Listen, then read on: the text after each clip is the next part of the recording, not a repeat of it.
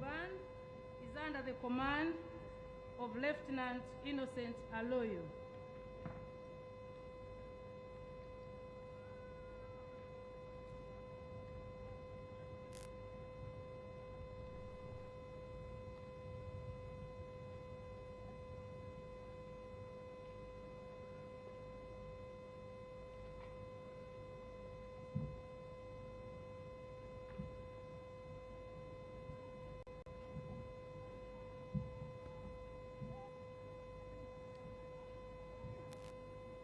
Your Excellencies, our distinguished guests, after the inspection of the band,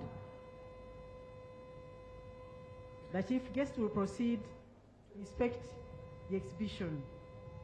The women have been empowered for business and they have a lot in the stalls. So she will proceed after inspecting the band to the stalls.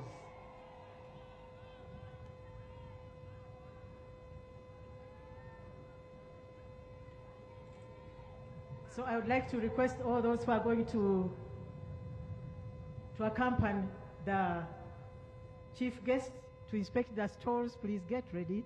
As soon as she has finished with the band, she will go for the inspection of the stalls before we proceed with the rest of the program. Thank you.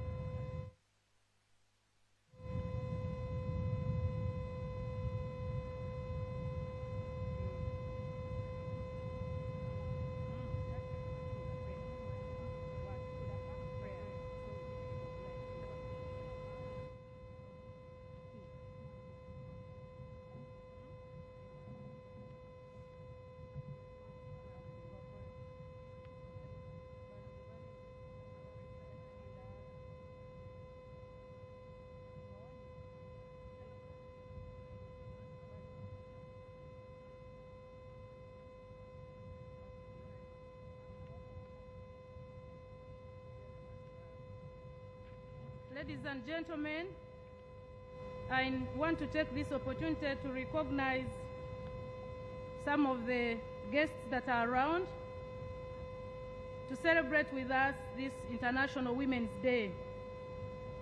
From the police force, Your Excellency,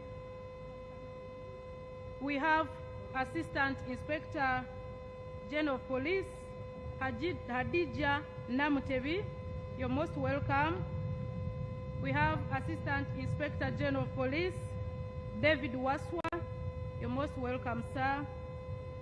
We have with us Assistant Inspector General of Police, Lawrence Niwabeine. Sir, you're welcome.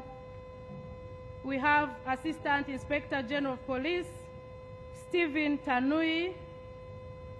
We have Assistant Inspector General of Police, John Nuwajila. Assistant Inspector General of Police, Frank Mwesigwa.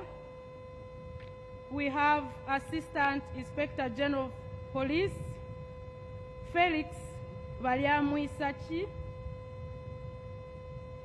We have Senior Commissioner of Police, Charles Ashaba.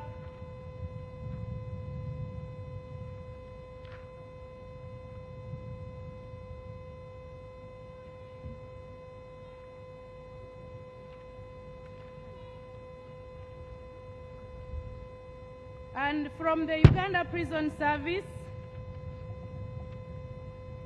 we wish to recognize Assistant Commissioner General of Prisons, George Muge. We also recognize Assistant Commissioner General of Prisons, Milton Tio. You're welcome, sir. Senior Commissioner.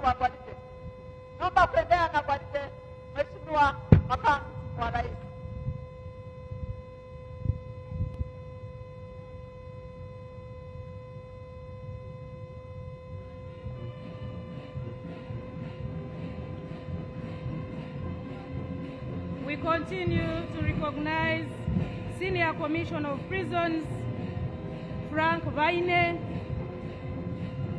We recognize Acting Senior Commissioner of Prisons, Geraldine Najuma.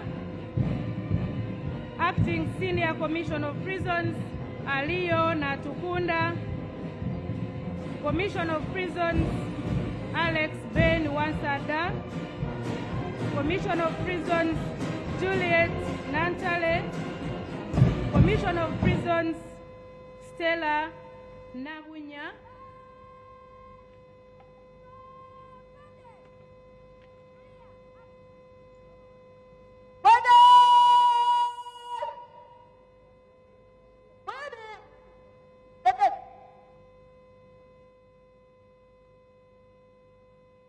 Ladies and gentlemen, we also have Commissioner of Prisons, Brenda Sana. You're welcome. Assistant Commissioner of Prisons, Juliet Betty Semogerere. Assistant Commissioner of Prisons, Christine P.C. Babilye. Assistant Commissioner of Prisons, Francis Xavier Elubu. Beg your pardon. We have Senior Medical Officer Aida Ajambo. We have Principal Rehabilitation Officer Nuru Katerega.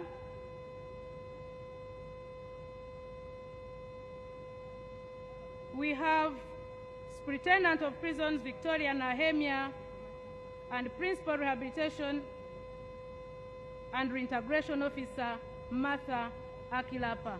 You are all most welcome on this day.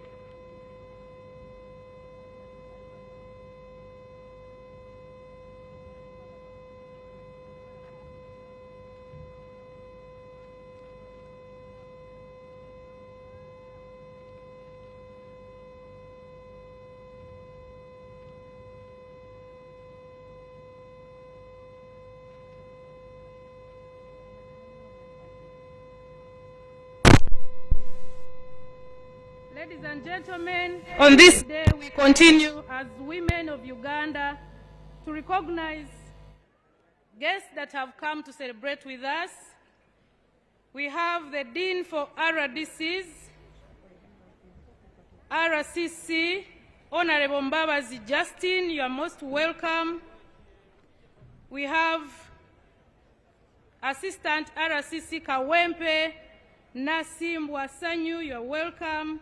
We have Assistant RCC Babilye Jemima from Nakawa, you're most welcome. We have Assistant RDC Kalishema James from Kasangati, you're most welcome. We have Assistant RDC Vicky Katongole from Makinde Sabagabo, you are most welcome and thank you for blessing this occasion.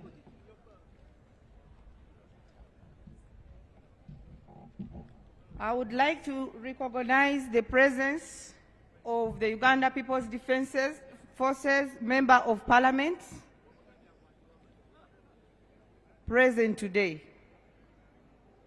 First is Honorable Evelyn Burejeya Asimwe, former Member of Parliament in the 10th Parliament. And I would like to inform you, I'm proud to inform you that she is the parade commander today.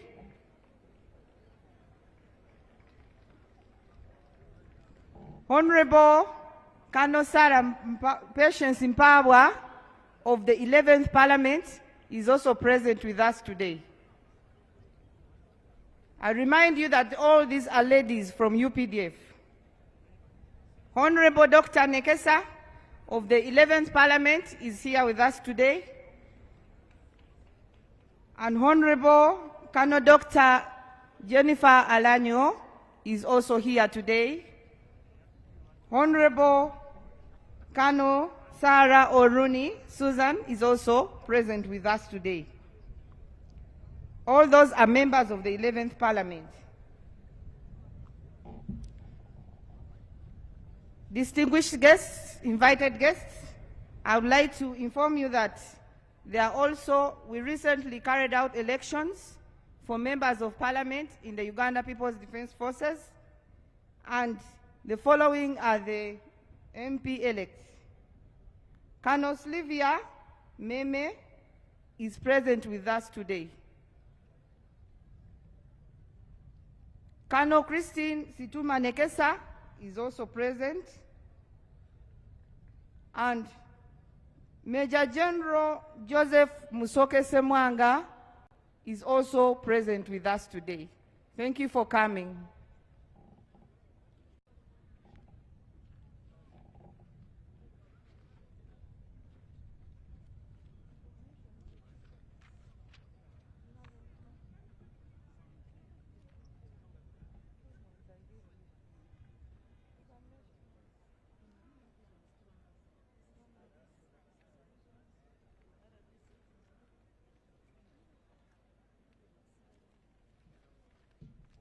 I would like also to recognize the presence of the Director, Women Affairs, Uganda People's Defense Forces, Brigadier General Charity Bainababo.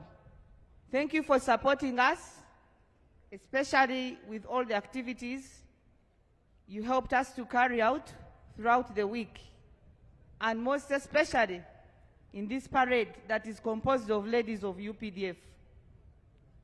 More so, in the health camp carried out last week at Kamocha. It was conducted by the women of UPDF and the medical services of UPDF. Thank you so much, the UPDF leadership.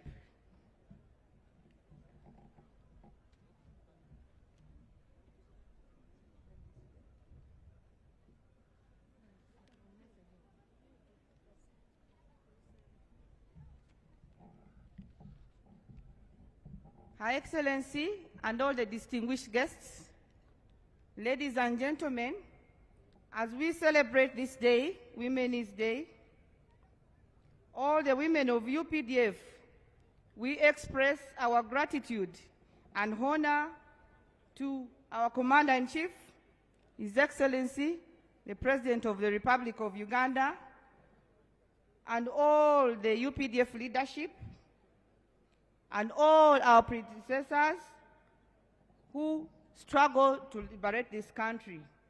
We also appreciate the progress for profession growth within the Uganda People's Defense Forces. We appreciate all the opportunities provided for us as female combatants, such as the equal opportunities provided for us. We therefore thank the Uganda People's Defense Forces leadership under the Chief of Defense Forces, General Muhoozi Kainerugaba, for the able leadership and for creating a favorable, a conducive environment for us, the women of UPDF, to thrive. We now belong to a group of courageous women in the world.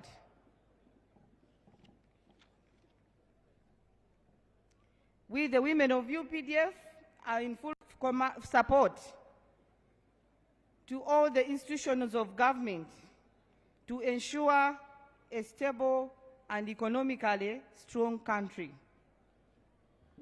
We salute all the women and girls of Uganda, especially those who are engaged in building this country, politically, socially, and economically.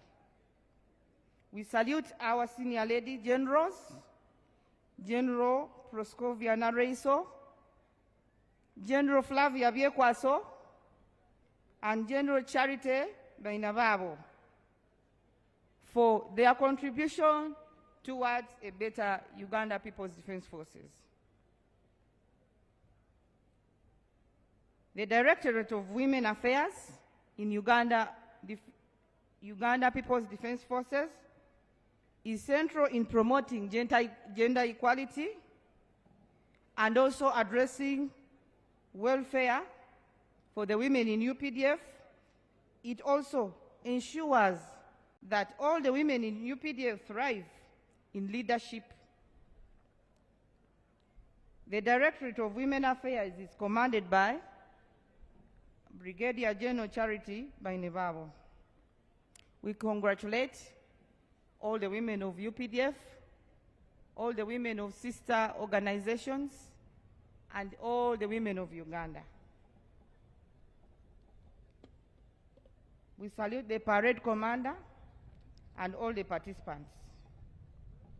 As I told you, Honorable Lieutenant Colonel Evelyn Bureje Asimwe is in command of this parade today. This year's theme, scaling up investment to accelerate access to justice for all women and girls in Uganda, is in line with the Uganda Vision 2040 that aims at transforming Uganda from a peasant country into a modern and prosperous country. Thank you so much. We salute our partners who continue to invest in justice for women and girls in Uganda. Together, we are building institutions that protect girls and expand their opportunities. Thank you so much. Thank you. We welcome you to this function. We have their excellencies, ambassadors, and high commissioners. We have the UN Women Country Representative. I think you will be seeing that diplomat here. We have the High Commissioner, Nigeria. We have the coordinator, UNESCO. We have the diplomatic head of mission from the Ethiopian embassy. We have the diplomatic head of mission from the Qatar embassy. Have the head of mission, the Somali embassy.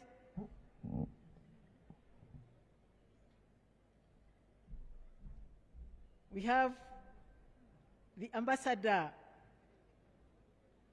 Embassy of Ireland.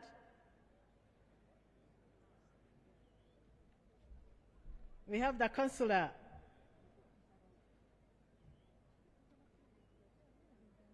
And liaison. Okay. We have the diplomatic head embassy of Sudan.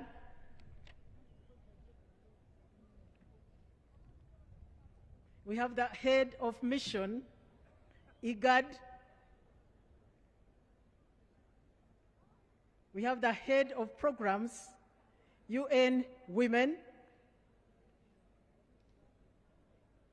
We have the ambassador, French embassy.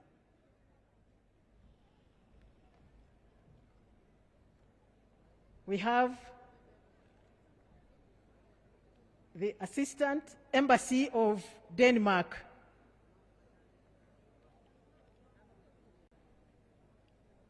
We have the program officer, UN Women. We have the head of mission, Embassy of Iceland. And we have the ambassador of Venezuela. We have the ambassador of Algeria. And we also have the ambassador of Belgium.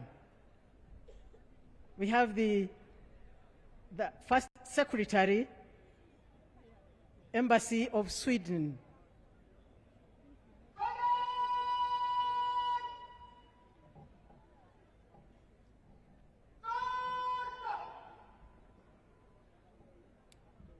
We have the head of UNAIDS.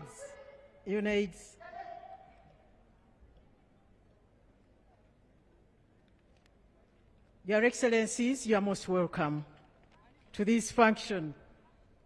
we are blessed by your presence. And we have got religious leaders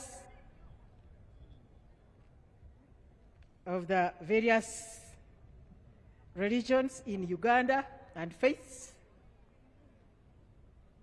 We have the Right Reverend Bishop Anthony Ziwa, the Chairman, Episcopal Conference.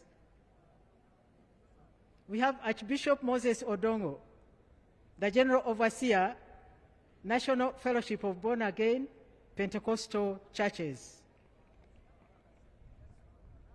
We have His Eminence, Sheikh Shaban Mubajje, the Mufti of Uganda, Uganda Muslim Supreme Council. We have His Eminence, Archbishop Jeronim Muzeyi, the Uganda Orthodox Church.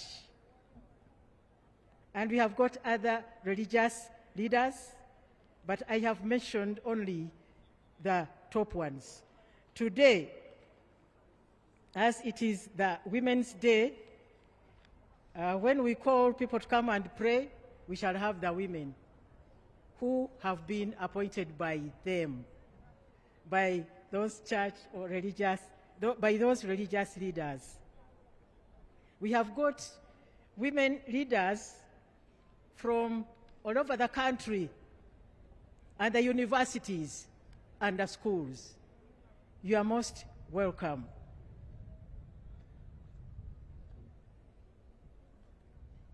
Her Excellency, the Vice President, is still inspecting the stalls. Immediately after that, when she returns, we shall go into prayers, and then after that, we shall have the march past. I'm sure that is what people are waiting for. You are most welcome in all your capacities, Your Excellencies, our distinguished guests. Tunawakaribisha sana kwa sherehe hii ya wanawake wa kimataifa.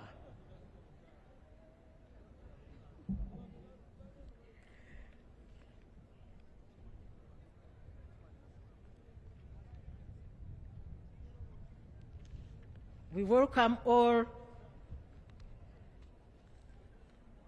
the ministers of state. We welcome all heads of constitutional commissions. We welcome all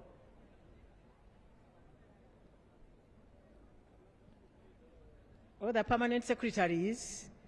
We welcome all the leaders in their capacities in the public service, different organizations. This is our day. It's the International Women's Day, as we are celebrating here. Considering the time zones, some women have already celebrated and others are still waiting because of our time zones. And when we come together as women, there is a way we touch base. There is a way we acknowledge that we are there in our various capacities. Here, we have got women from different categories, the Central Executive Committee of NRM, the Women League, at various levels, the women councils at various levels. I can see in this state here, there are members of the Women Council from the districts. Our child of NRM, you are most welcome. I mean our Women Council. Yeah, you are most welcome. I can see the women of Mothers Union of Uganda. I can see the women of Catholic Women's Guild. All these religious groups and even the Muslim women, I have seen them. Now, the ones you have heard clapping are the executive members of the National Women's Council there. These ones are members of the District Women's Council. You are most welcome to this function today.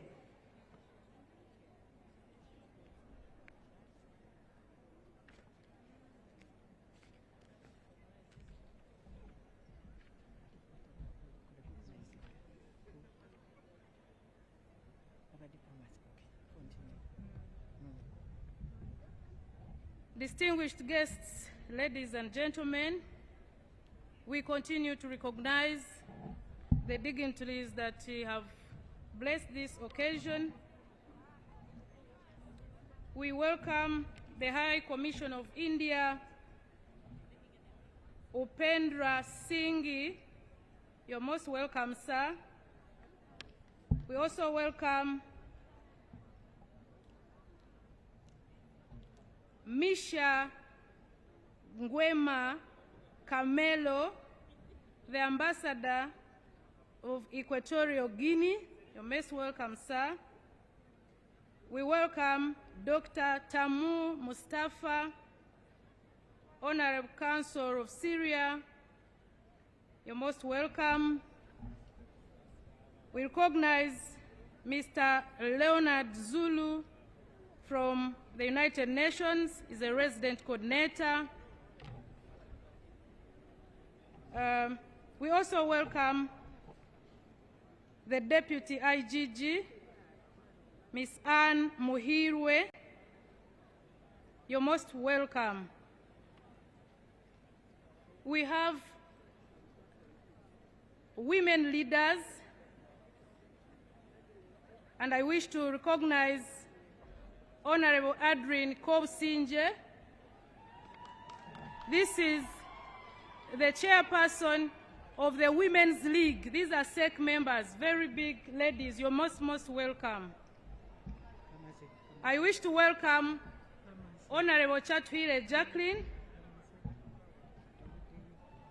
the Deputy National Treasurer of NRM. You are most welcome. Your Excellencies, our distinguished guests, can we stand up and welcome back our chief guest who has now completed the inspection of the parade and the stores. Manaka to welcoming our chief guest, Eyalama Noi, Your Excellency, the Vice President. Welcome back from inspecting the exhibitions. I'm very sure you have seen so many good things that the women are working on. Women are making money, and we have been recognized under the NRM government, specifically His Excellency Yoweri Kaguta Museveni, who said that women should get special recognition. Your Excellency, you are welcome back.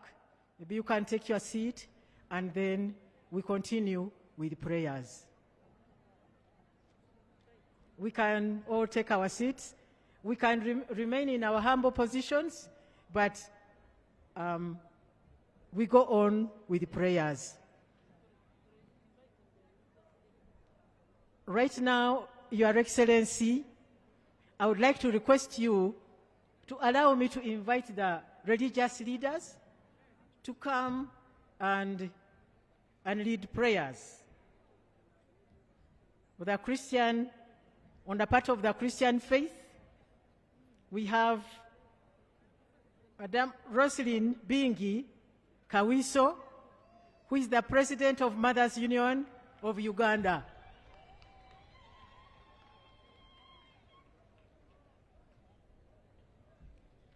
And for the Muslim faith, we have Hajat Zainabu from Uganda Muslim Supreme Council. Today is our day. Our religious leaders, thank you for allowing these women to come and lead prayers, even in your presence.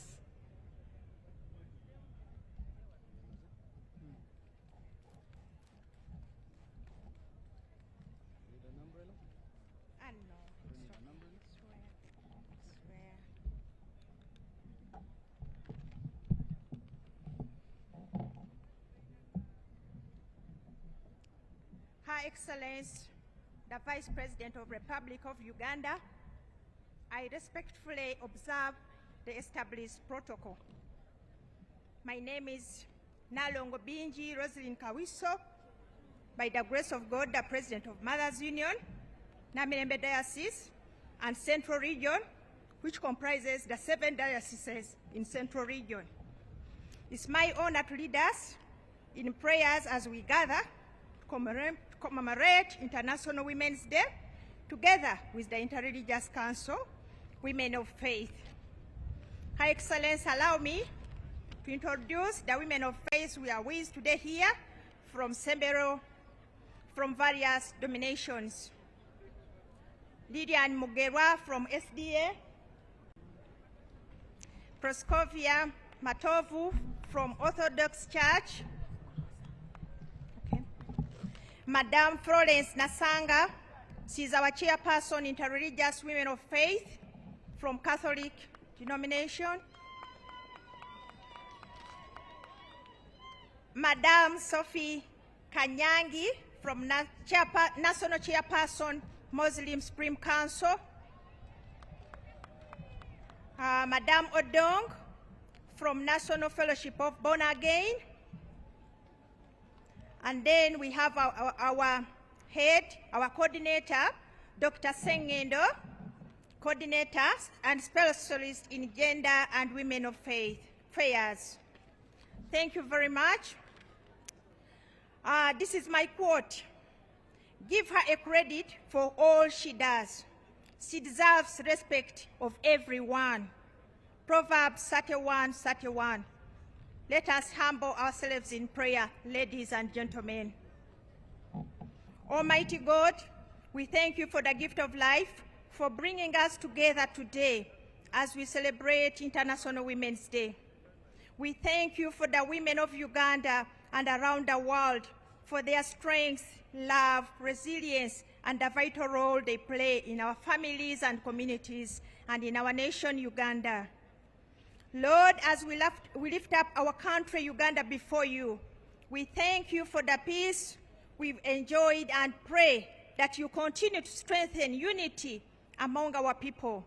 Bless our President, His Excellency General Yoweri Museveni Kaguta Tuhaburwa, our Vice President, our Prime Minister, and our Mama Janet. Bless all the leaders gathered here today with wisdom, integrity, compassion, and as they serve the nation. We also pray for women and children who face violence, discrimination, injustice. Bring healing where there is pain, comfort where there is sorrow, protect where there is danger. Help our communities promote respect, dignity, and safety for all. Heavenly Father, as we mark this important day, help us not to celebrate women, but also to commit ourselves supporting, uplifting them. Give our hearts that value dignity, voices that speak for justice, the hands that work for peace and development. May this gathering together inspire renewed commitment from our leaders, institutions, and communities to promote the welfare of women, children, and our husbands in Uganda. Let today be a reminder that when women thrive, families thrive. When families thrive, communities thrive. When communities thrive, the entire nation prosper. We dedicate this celebration into your hands. Guide every word that will be spoken here, every decision that will be made here, every commitment that will come from this gathering. May all that happens here bring honor to your name and contribute peace, unity, development in our beloved nation, Uganda. We thank you, Lord, for hearing our prayer. We have prayed all this through Jesus Christ our Lord. Amen. I remain being Rosalyn Kawiso, the President of Namirembe Diocese and Central Region from Interreligious Women of Faith. Thank you.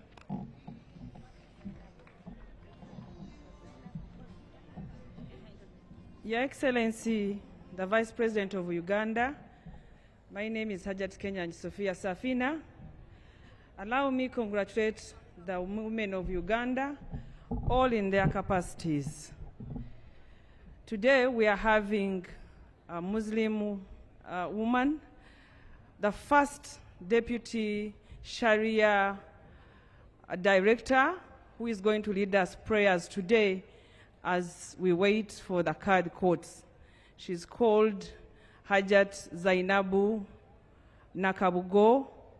Today she's leading our prayers, and I would like you to welcome her this achievement of Women's Day. Allow me, your Vice President, to thank the President on the pledge of the Muslim women, which we have rolled out successfully, and it is doing well in the whole of Uganda. And we appreciate the pledge that he has put across of 2 billion, and we promise that we will work hard to make sure we elevate poverty in Uganda among the women at the household level, following the socio-economic transformation of Uganda. Thank you. Assalamu alaikum wa rahmatullahi wa barakatuhu. Bismillahir Rahmanir Rahim. In the name of Allah, the most gracious, the most merciful. All praise is due to Allah subhanahu wa ta'ala, Lord of the worlds. We seek His help, His guidance, His forgiveness. May peace and blessings be upon our beloved Prophet Muhammad sallallahu alayhi wa sallam, his family, his companions, and those that followed his guidance until the day of judgment. Allah subhanahu wa ta'ala says in his glorious Quran, Man amila salihan min dhakarin aw untha wa huwa mu'min falanuhyiyannahu hayatan tayyibah wa lanajziyannahum ajrahum bi ahsana ma kanu ya'malun. Surah An-Nahl. Whoever does righteousness, whether male or female, while he is a believer, we will surely cause him to live a good life, and we will surely give them their reward in the hereafter, according to the best of what they used to do. Chapter 16, verse 97. We thank Allah for the gift of life, the dignity He bestows on every human being, and for the many women whose faith, courage, and labor sustain families and communities. O Allah, most merciful, most compassionate, on this day when we honor women, we recall your promise that whoever does righteousness, male or female, and is a believer, will be granted a good life and rewarded for their deeds. Grant our women strength, protection, and recognition. Bless the mothers who nurture, the daughters who aspire, the sisters who support, the wives who partner, and the women who lead in schools, hospitals, markets, places of worship, and public places. Make their efforts a source of blessings and upliftment for their households and for the nation. O Sustainer, reward those who pursue knowledge, justice, and service. Ease the burdens of women who face hardships. Heal those who suffer from injustice and violence, and grant patience and hope to those who work quietly for change. Guide our communities to reflect the compassion and equity you command, and remove from us prejudice, neglect, and oppression. O Allah, grant wisdom and integrity to our leaders and institutions, so that laws and policies protect the rights and dignity of every woman.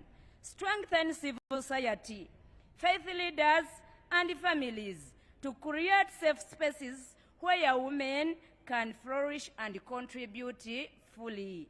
O Allah, bless the President of Uganda, the first family, the government, and all who serve in public offices. Grant them wisdom, justice, and compassion in their decisions. Bless all Ugandans with unity, security, and opportunities for dignity and prosperity. protect the vulnerable, provide for the needy, and unite our hearts in service to the common good. Accept from us our prayers and deeds. Make us instruments of mercy, equity, and honor for one another. Guide us to act with humility, courage, and steadfastness in the cause of goodness. In the name of Allah, the Almighty, we pray. وصلى اللهم على سيدنا محمد وعلى آله وصحبه أجمعين والسلام عليكم ورحمة الله وبركاته.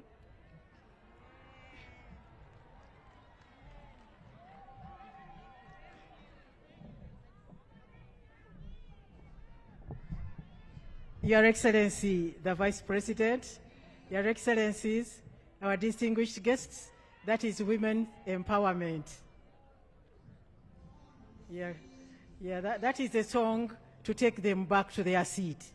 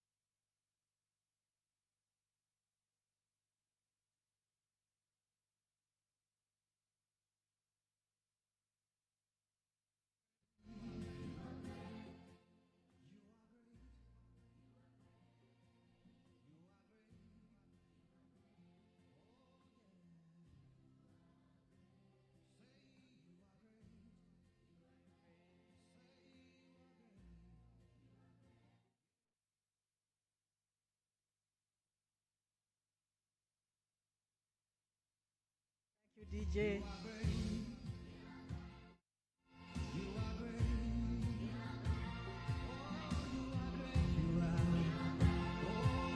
Thank you, DJ. Thank you, DJ. The religious leaders are having a photo moment with Her Excellency, the Vice President. Cameras, muliwa. Hey, that is a photo moment. This is an historic day. We have the Vice President, who is a woman. Yeah.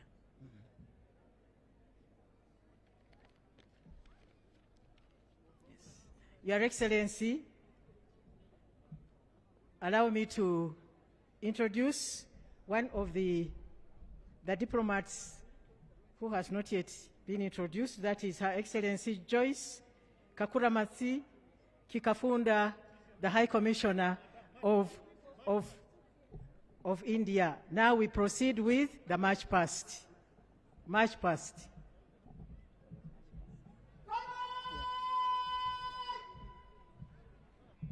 Your Excellency, distinguished guests, ladies and gentlemen, it's time for March Past.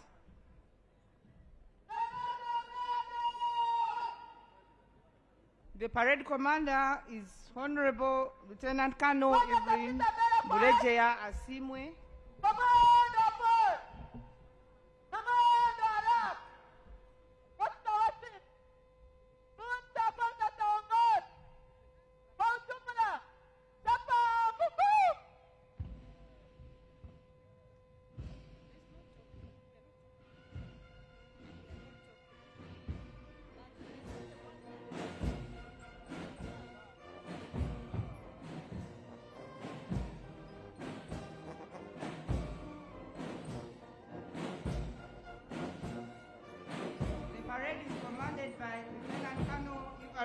Asimwe, and the parade second in command is Major Miriam Akelo Opio.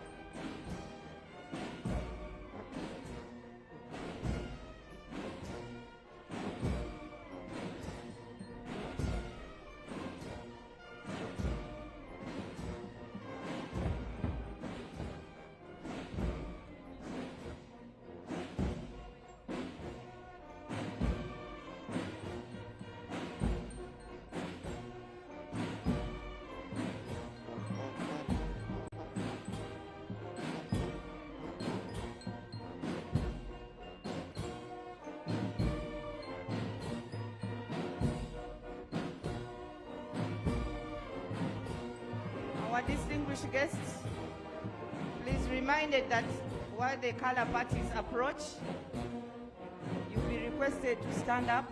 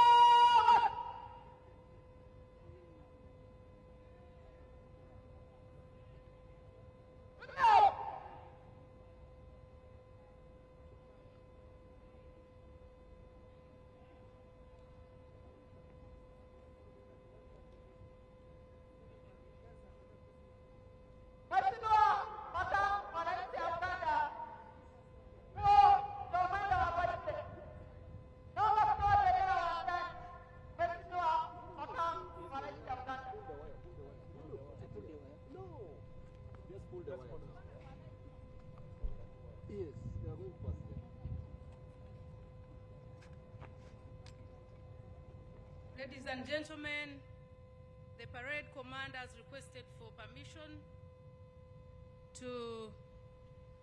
for the colors.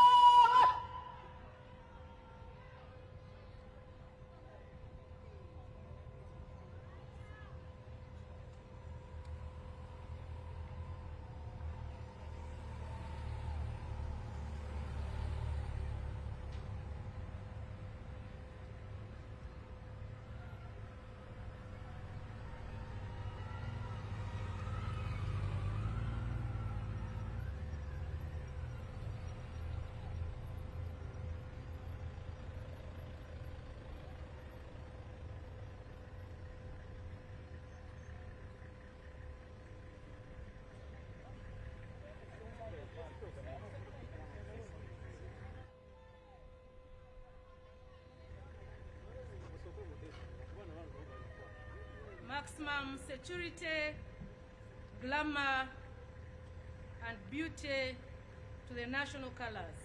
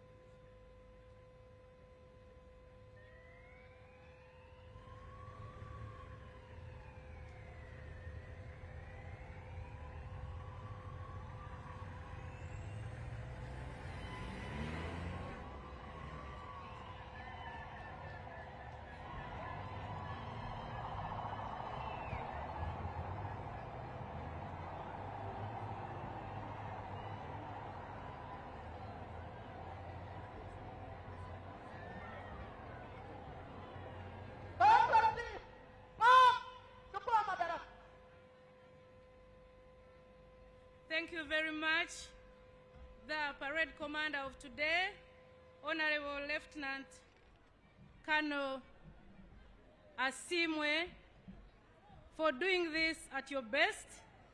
She's now handing over to the parade to IC to march off the parade.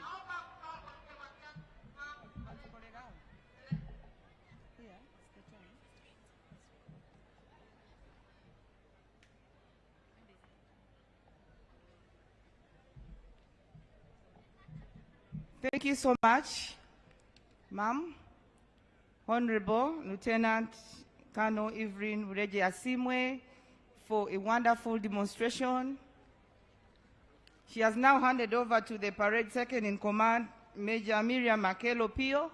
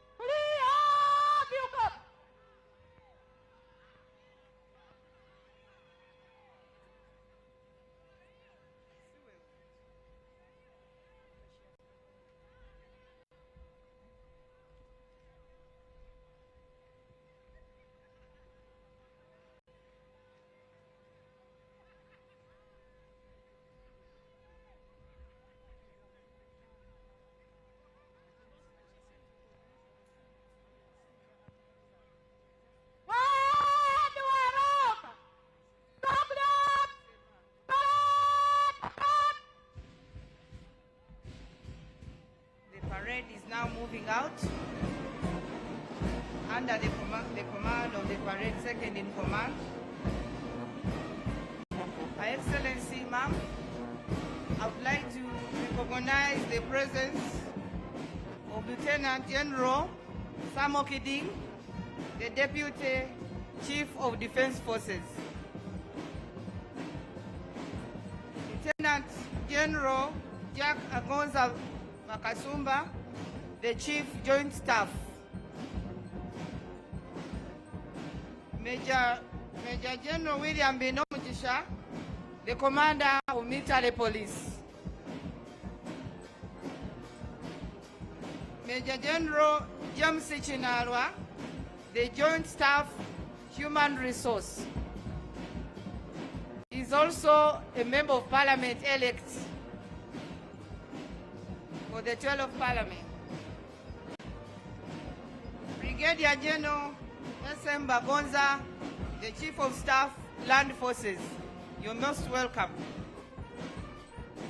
Brigadier General Mwanjesa Chiranda, the Chief of Staff, Reserve Forces. You're most welcome, sir. Brigadier General Fred Mwesije, the Commander, 1 Infantry Division. You're most welcome, sir.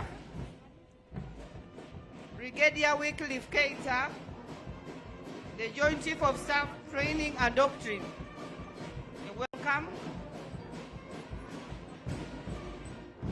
Brigadier General Richard Karemire is the Chief of Formal Education, Culture and Sports within the UPDF. Thank you so much for coming. Brigadier General Godwin Karugaba, the Joint Staff Logistics, you are welcome.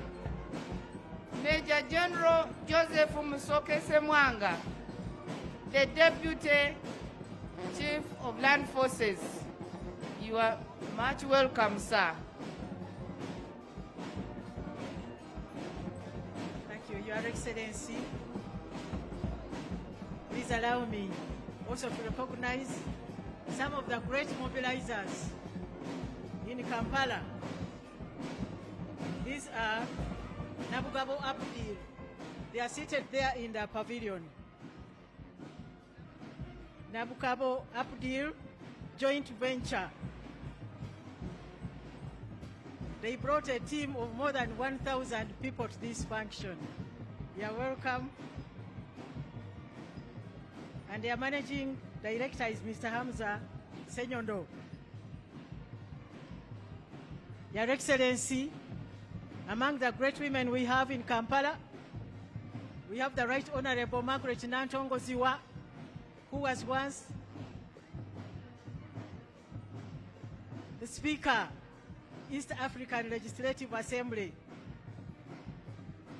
Your Excellency, we also have the Secretary to the Equal Opportunities Commission, Dr. Sharif Nasa Mukwaya.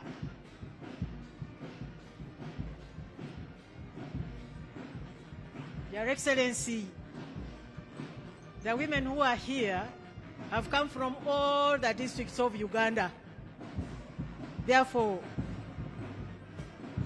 Afande, you are most welcome to this function, and we are proud to have you here. We've been talking about you as one of the empowered women of Uganda that we have. We have, in a special way, we are recognizing the women from the oil city, Hoima. They came with a total of 62 people mobilized by the Minister of State Public Service, Honorable Mary Grace Mugasa. Your Excellency, we thank you. The theme for this function in Kiswahili now, Your Excellency, is kuimarisha uwekezaji ili kutoa fursa kwa kuzingatiwa haki kwa wanawake na wasichana wote nchini Uganda. That is, scaling up investment to accelerate access to justice for all women and girls in Uganda. Your Excellency, we are showing you that in Uganda we are learning Kiswahili very fast. Your Excellency, we would now like to hand over to the Director of Ceremonies.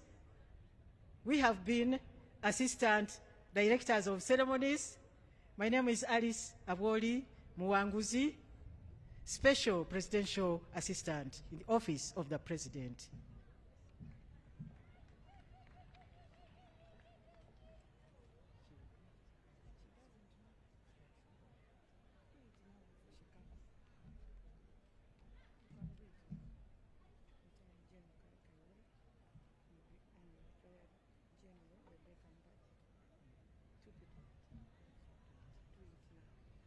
Yeah, as the Director of Ceremonies comes, I would like to recognize the presence of the retired General Kale Kaihura, who was our Inspector General of Police, and retired Brigadier General Rebecca Mpachi.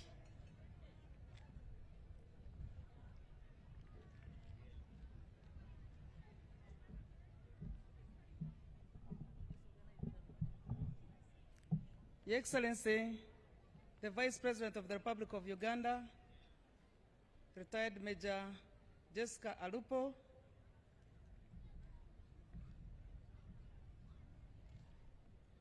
Your Lordship, the Chief Justice, the Right Honorable Prime Minister of the Republic of Uganda,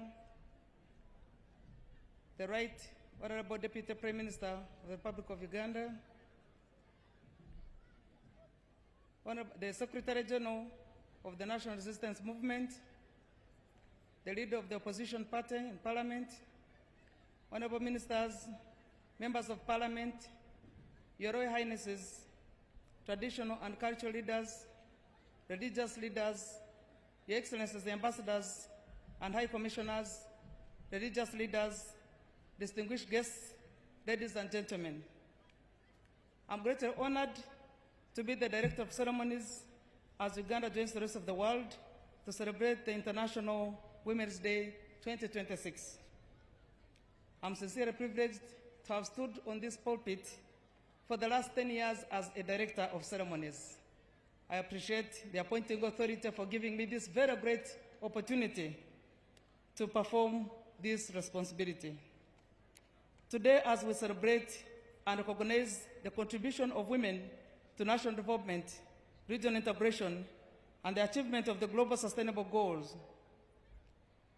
Our focus today is scaling up investment to accelerate access to justice for all women and girls in Uganda. Indeed, as we scale up justice, we have to recognize where we've come from. Uganda was privileged to be one of the first countries in Africa to provide opportunity for women to take a center stage in the leadership of the country, to determine and shape policies that favor women in the economic development of our country. The struggle for women emancipation and gender equality started way back in the 1946. In 1998, the Convention on Elimination of All Forms of Discrimination was able to constitute in New York. We are lucky and privileged today to have one of those who represented us in one of these struggles in Mexico. There was a special presidential assistant who I would wish to recognize today because we are lucky she's still available and present. Special Presidential Assistant of Police, Nakavira Jane Nance, represented us in Mexico in 1975. She is around. I wish to request her to step forward over there so that we can give her a big hand of applause. Thank you very much. Ladies and gentlemen, our demand for equal rights and access to justice is not just a modern fashion. It is a way, a pathway through which Uganda would be able to develop faster.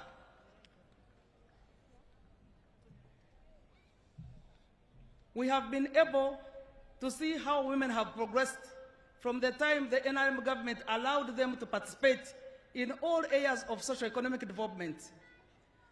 As the Vice President was moving around the stores, we have been able to progress from no earning any income or earning a coin at all, set by our traditional systems, to now being able to grow and be able to put up industries of our own. There are many factories and industries that were exhibited, and these are not all. These are only the ones who could make it today here in Kampala. But over the whole area in Uganda, women have taken a center stage in income development.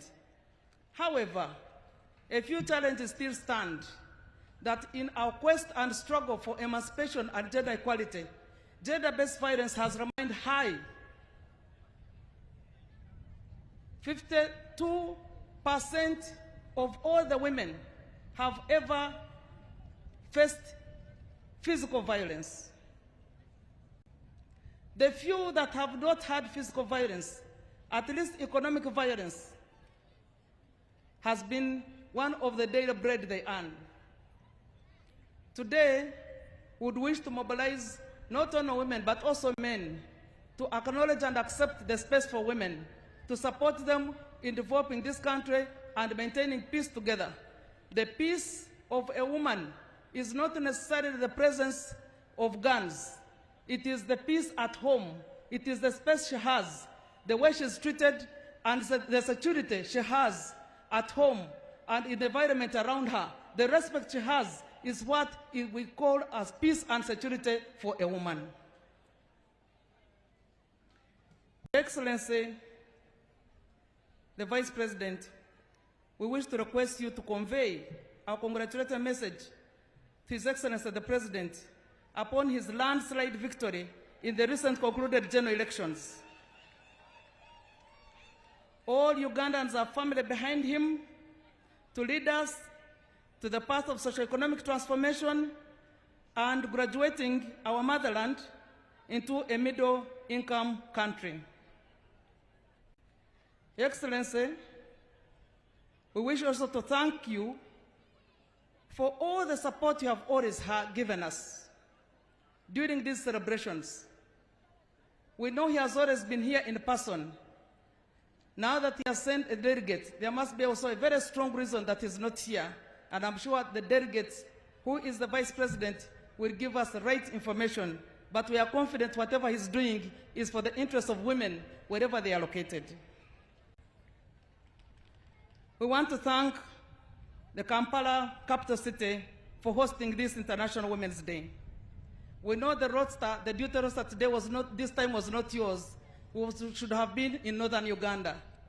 But because of circumstances that we could not avoid, it was important to have this celebration here in Kampala. And at short notice, you were able to host us. We want to thank you so much. And on this note, allow me to thank the Minister, Honorable Mr. Banda, the Minister for Kampala, capital city, and Metropolitan, for taking lead in cleaning Kampala. Thank you very much for cleaning it up.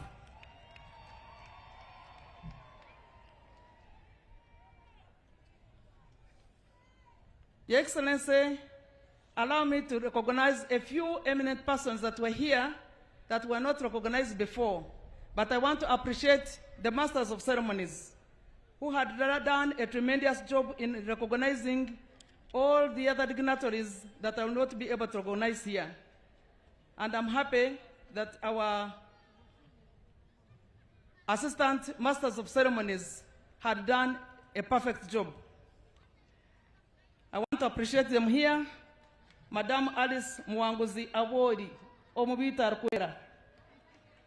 Thank you so much for always holding the platform, taking us through. You know our history, you know where you are going, and you have groomed a number of us. We never make mistakes on this microphone because of the presence of this lady. She has been our super glue on this podium. Thank you very much. Step forward and everybody recognize you by a hand clap. In our women fraternity, we would have called her a journal, and I think she deserves to be. We have Assistant Superintendent of Prisons, Mary Centenary. She looks as a centenary bank. Assistant Commissioner of Prisons has corrected me. Thank you very much for taking up the stage and for enduring the sun on every ceremony we have. We have always had you. Thank you for perfecting the skills. Major Terry Murunji Flavia, Omubwat. Thank you very much. This one is the Director of Information in the Reserved Force. Thank you so much for perfecting the skills. We look upon you. For the coming generation of the young people, you are their lead Masters of Ceremonies. We thank you for the job well done. Allow me to recognize colleague ministers who are here present. Honorable Samuel Helen, the Minister of State for Disability Affairs, she's over there. Thank you very much for the job you have been doing with persons with disabilities in the country. The Right Honorable the Second Deputy Prime Minister, Mama Lukia Nakadama, who was my predecessor. I am proud of her, that all the information she left in office is what I utilized to shine on the platform. Thank you so much for laying a very good foundation.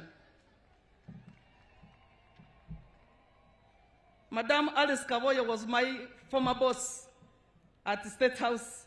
She's now Minister of State in the Prime Minister's office, responsible for Ruero Triangle. Thank you for mobilizing our fighters. Abarwanyi bafe bonaba mumanyi akozo murimo gwamanyi nyo. Thank you so much and congratulations upon reaching this milestone. Honorable Peter Okeris, Minister of State for Karamoja Affairs, Office of the Prime Minister. He was one of the first to come here in the morning. Thank you, Papa, for gracing this occasion. Honorable Mugisa Grace, Mary, Minister of State, Public Service, congratulations and thank you for being with us. Honorable Victoria Rusoke, Atwoki, Omubitokati, thank you very much. She's the Minister of State for Local Government. Local government is one of the biggest ministries we have. She manages to marshal it up with the Honorable Rafael Magezi. Thank you so much for gracing this occasion. Honorable Helen Adoa, the Minister of State for Agriculture, responsible for fisheries, thank you for ushering women into the lake. The women are now fishing on their own. They are not waiting for fishermen to bring fish. Now I don't know the name we should be giving women who are fishing. Are they fisherwomen or fishermen? Fisherwomen. That's a new slogan, because previously we did not have women on the lake fishing. Now we have a number of them because Honorable Doe has ushered them into the lake to fish. Honorable Akela Beatrice, Minister of State for President Economic Monitoring, thank you for monitoring the economy. I am happy that you are here to grace this very important occasion. Honorable Diana Mutasegwa, she is also with us, Minister of State in the Vice President's office. Thank you for gracing this very important occasion. I don't want to make a mistake of forgetting a very important person, the former Prime Minister, Honorable Amama Mbabazi. Please stand up for recognition with your wife behind there. You are one of the few that has been able to walk here today with your wife. A big hand of applause for the two partners to walk together this long journey.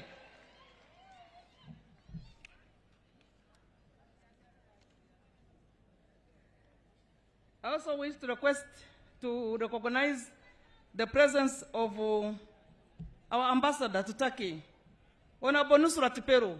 I'm sure everybody knows her because of the role she played in mobilizing for canvassing for votes in the recent concluded elections. But she has been in the trenches of the struggle for gender equality and women emancipation. She is now the ambassador in Turkey. We have a consular general in Guangzhou, China. I seem to have seen the consular here. Please stand up for recognition. Yes, she's over there in the middle. Thank you so much, Mama, for coming here on this very important. Ambassador Chikafunda, I invited her personally.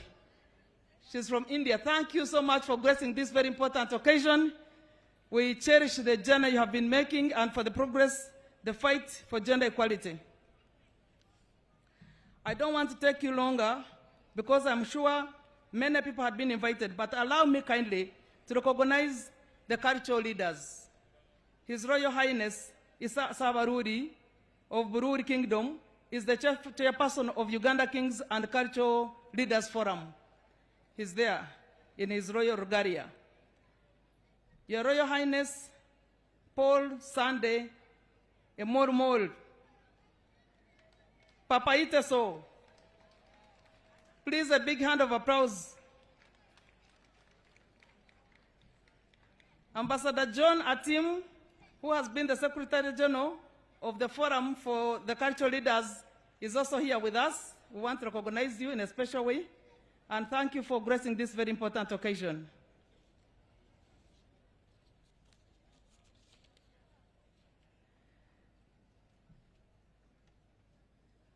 Your Excellency, we are indeed honored to have many people coming in today. I am unable to introduce everybody, but allow me in general terms, thank you so much for gracing this very important occasion. Thank you for recognizing the efforts of women. I want in a special to thank the media. The media has pitched it up. This important celebration is not only happening here, but everybody is viewing us online. And the whole of this week, they have been showcasing the women's progress in achieving equality and justice, and also their contribution towards socio-economic development.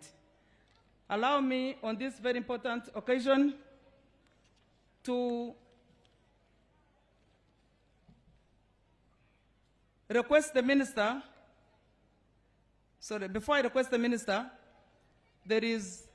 we have the chairperson of the Women Council. Our chairperson of the Women Council, who has been with us for the last 7 years, Madam Farida. Madam Farida Chivawa, please walk slowly. Walk slowly and get here.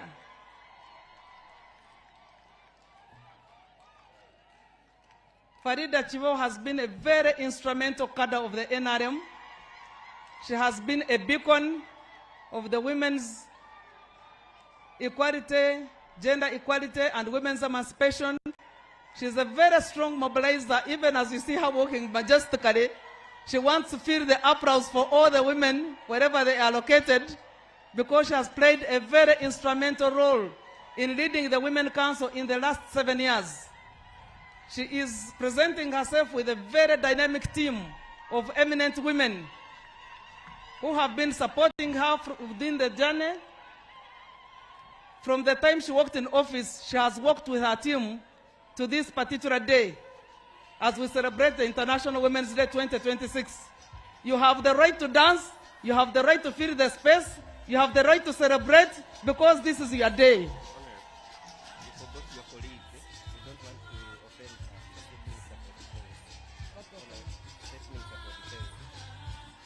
Allow me kindly to recognize the presence of Honorable Huda Olel Abson, the Minister of State for Defense and Veteran Affairs. Thank you so much for joining us. Thank you so much for coming and for celebrating with us.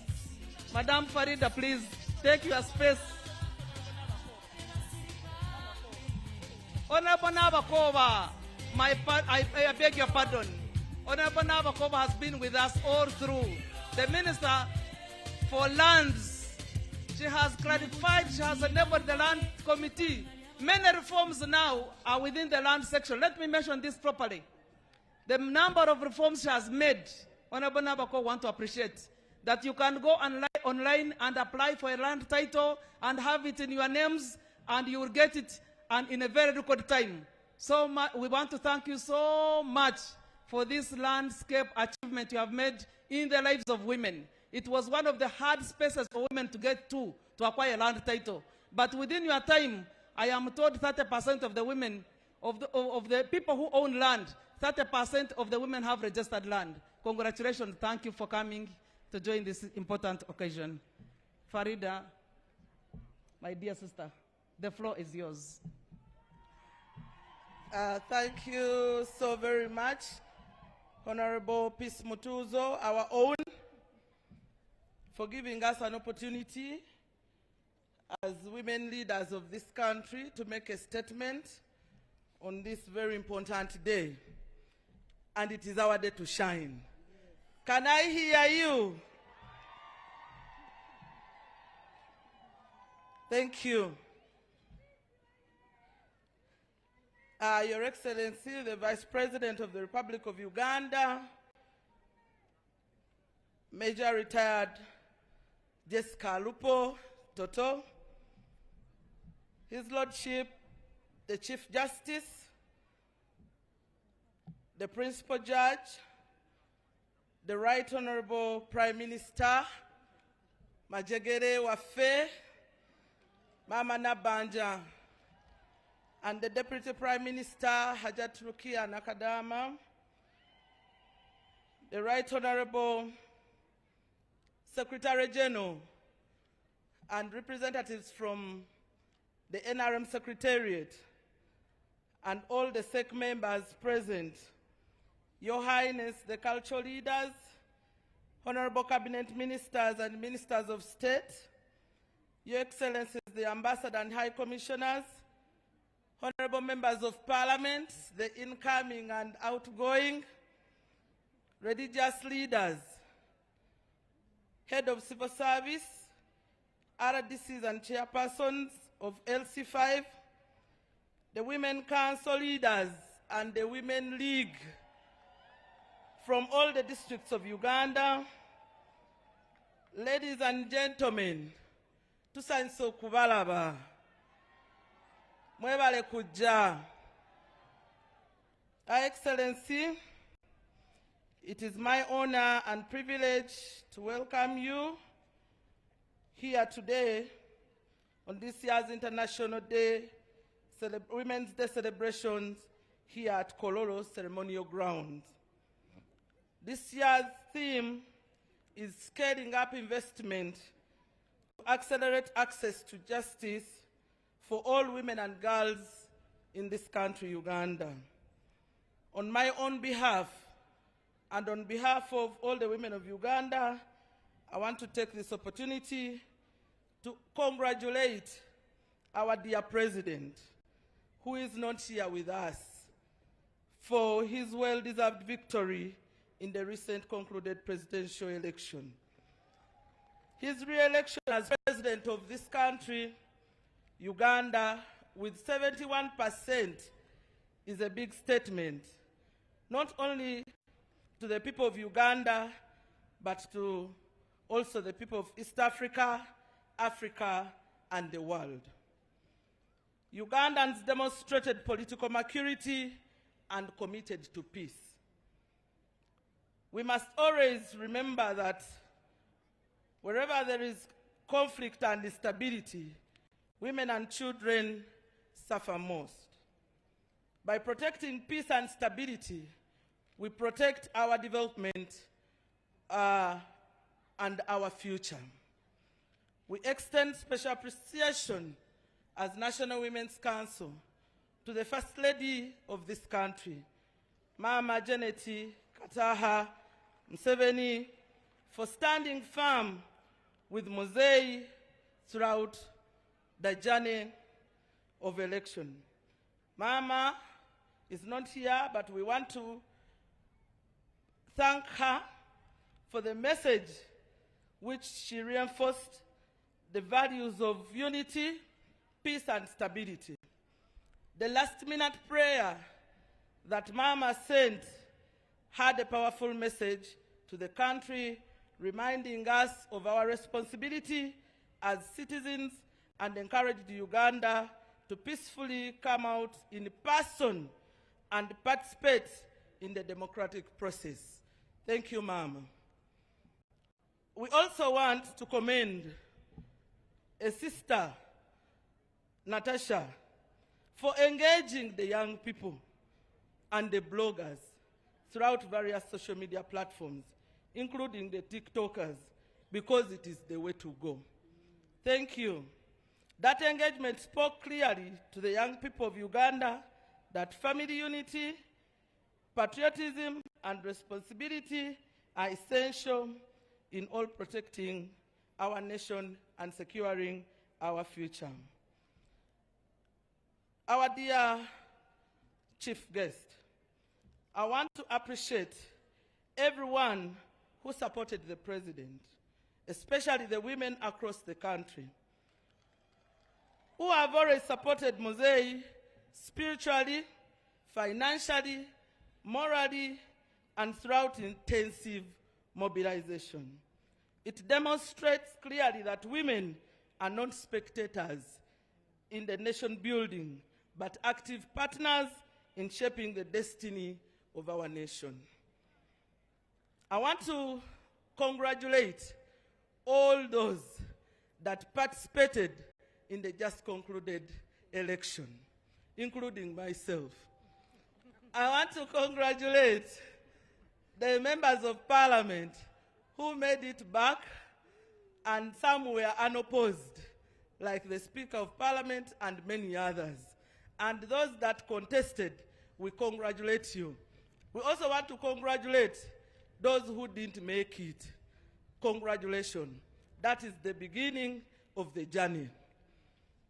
In a very special way, I want to congratulate the National Women's Council. National Women's Council has proved to be a nursery bed that grooms future leaders. With me here on my executive, I have already members of parliament from the National Women's Council. Can I ask the members of parliament to step forward? Honorable Linda, she will introduce herself. Please come and introduce yourself. Thank you so much, Your Excellency. My chair, I observed all the protocol. My name is Awuma Linda Agnes. I'm the woman member of Parliament for the people of Lira District. And I would like to also thank my people for giving me a second term. Thank you so much. I'm also the Vice Chairperson for the National Women Council. Women, oye! Oye! Uganda women, oye! Oye! Arise, shine, and feed the nation. Thank you.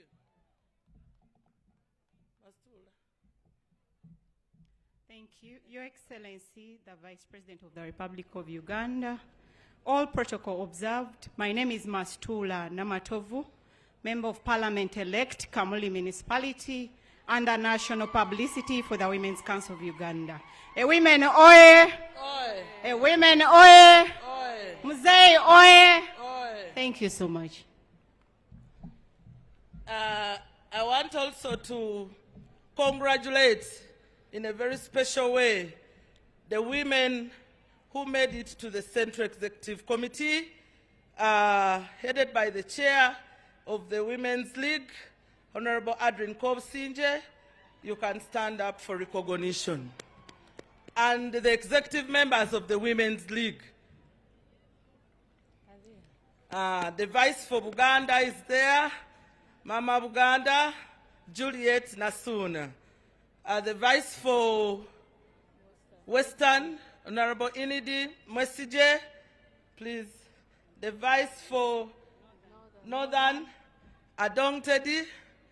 The Vice for Eastern, a Captain, Captain Grace. The General Secretary, Honorable Jacqueline, and she's going back for Yala. And the publicity, who is a member of the Women's Council. Please introduce yourself. All protocol observed. I am Akwi Nora Robina, the National Publicity of the Women's League, at the same time, the National Treasurer of the Women's Council. All women, oi! Women, oi! A winning, oi! Women League, oi! Women Council, oi! Thank you so much. Before I proceed, I want to take this opportunity to give the executive of the National Women's Council an opportunity to introduce themselves. But before they come, I want to introduce Honorable Asamo Helen, who is a member of the executive of the Women's Council representing women with disability. Honorable Asamo, thank you so much for guiding us all the time.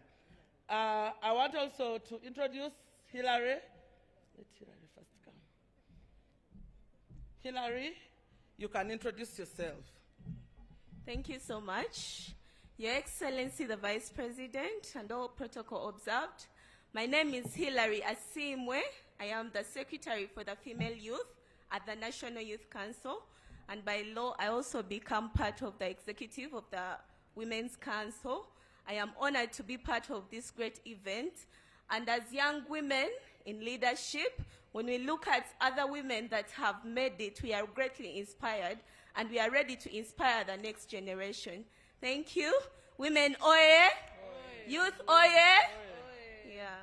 Thank you, Honorable Dr. Nakafero. Please come and introduce yourself.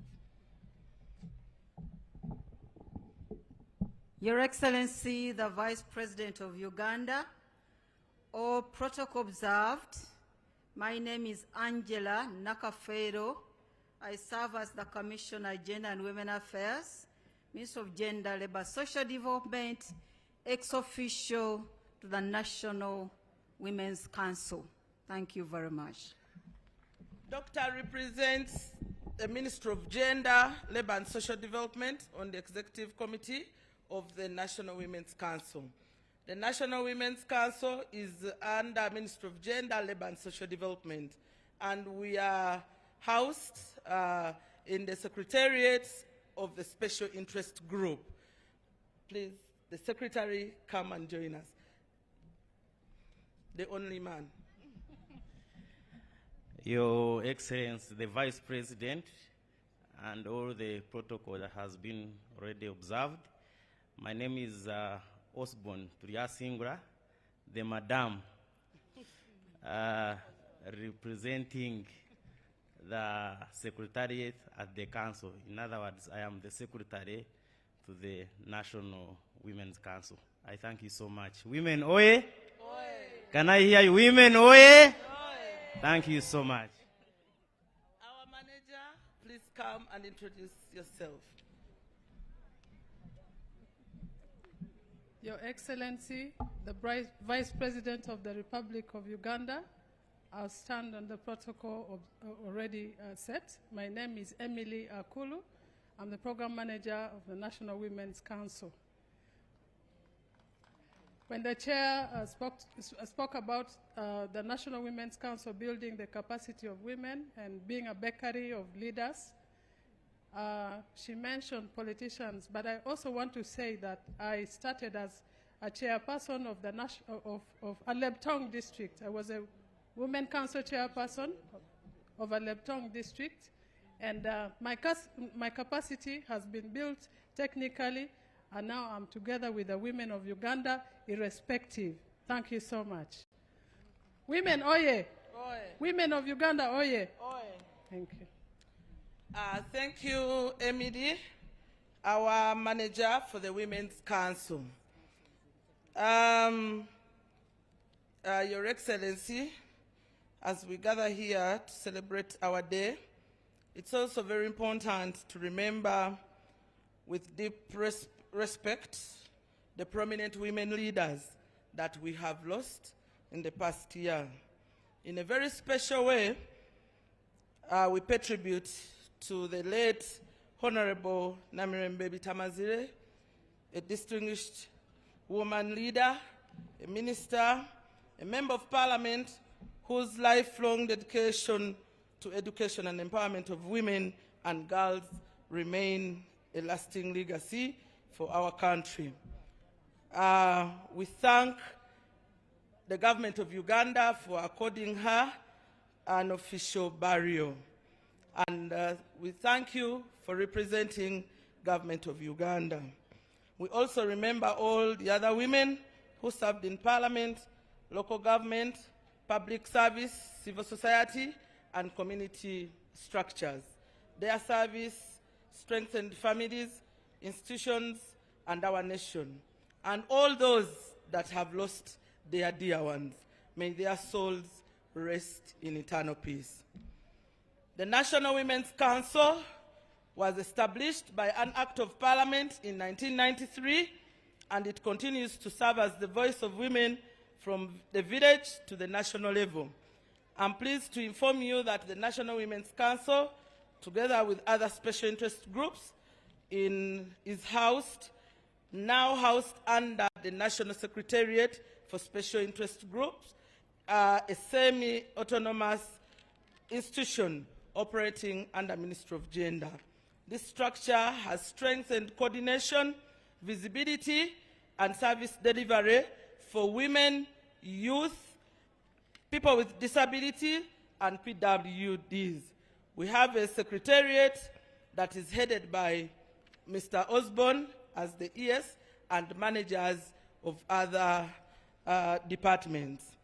This year's theme is focusing on justice and women's access to justice, strongly resonates with the spirit of protection, the gains Uganda has made in governance, human rights, and inclusive development.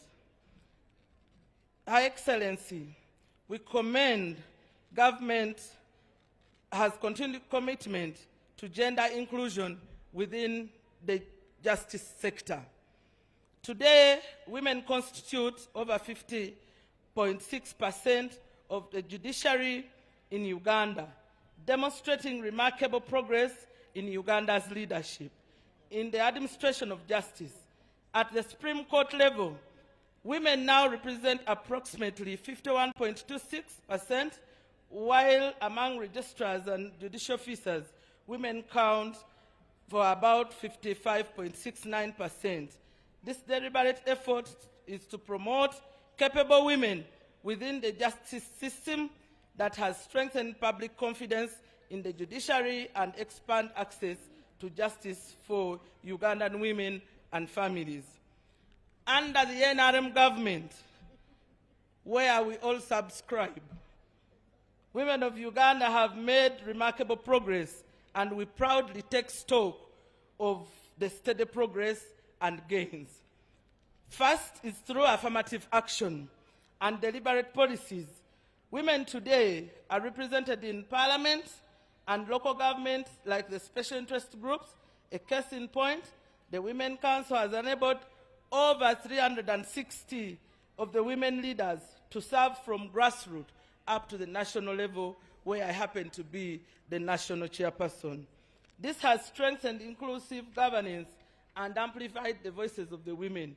It's also evident that the women now serve with distinction in sectors such as security, finance, agriculture, ICT, banks, education, science, health, business, name it, innovation, value addition, roles which were once unimaginable.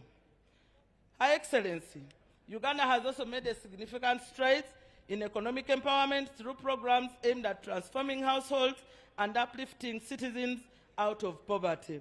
Government initiatives such as our very own UWEP, the Uganda Women Entrepreneurship Program, which is targeting us, the women, strictly the women, has really benefited quite a number of women, and we have registered success stories. The PDM, Yoga, has expanded women's access to financial resources, enterprise development, and markets. These interventions have contributed significantly, improved household incomes, poverty reduction, and livelihood. Our chief guest, we thank the President for his continued emphasis on wealth creation at household level, including the well-known 4-acre model, continues to guide communities on how land can be utilized productively to generate sustainable income. The National Women's Council continues to operationalize this household model by ensuring that all leaders mobilize specific households, disseminate information, and link families to government programs. Additionally, sustained peace and security have provided a stable environment for women and engage in productive activities. Infrastructure development, including roads, hospitals, electricity, and communication networks, has further facilitated women economic participation and market access. The National Women's Council has prioritized promotion of human rights and justice through training women as paralegal training programs that have been rolled out across many districts. Women leaders have been equipped with knowledge and skills to identify and respond to the challenges affecting women in families. At the village level, women leaders, especially the Nabachala, that Nabachala has been identified, and we have equipped them with knowledge and skills to identify and respond to challenges affecting women and families. At the village level, women council leaders have increasingly become the first point of contact for women facing injustice, violence, and social challenges. This grassroots system is strengthening access to justice and reinforcing the protection and human rights in our communities.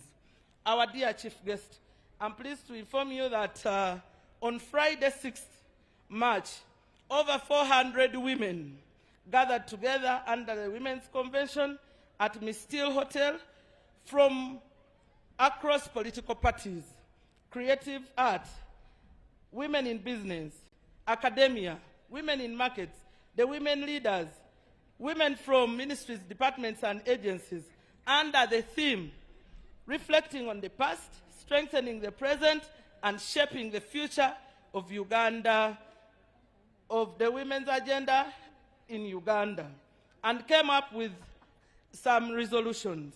1, the Women Convention shall be institutionalized as an annual event to be covered every year in order to review progress and strengthen women participation and advance the women's agenda. That's 2, that the 12th Parliament should prioritize the review of all pending bills and to enact legislation that is gender responsive, promotes equality, and safeguards the rights and interests of women. That 3, to strengthen mentorship for young women, with the objective of preparing the next generation of women to actively participate in governance and public life. Your Excellency, the Convention resolved to expand and strengthen affirmative action measures in order to create more opportunities for both young and senior women in leadership and decision-making structures, noting that women have not yet achieved even the 50% representation, and that the current 34% representation is largely attributed to appointments rather than elected positions. Our chief guest, the convention also revealed, and we agreed, that we have to mainstream increase of women's presentation in key decision-making positions. Those are heads of departments, agencies, and administrative units. We recommended that we get more women in key decision-making positions. Like you're aware, the National Women's Council, by law, is mandated to convene an annual council meeting.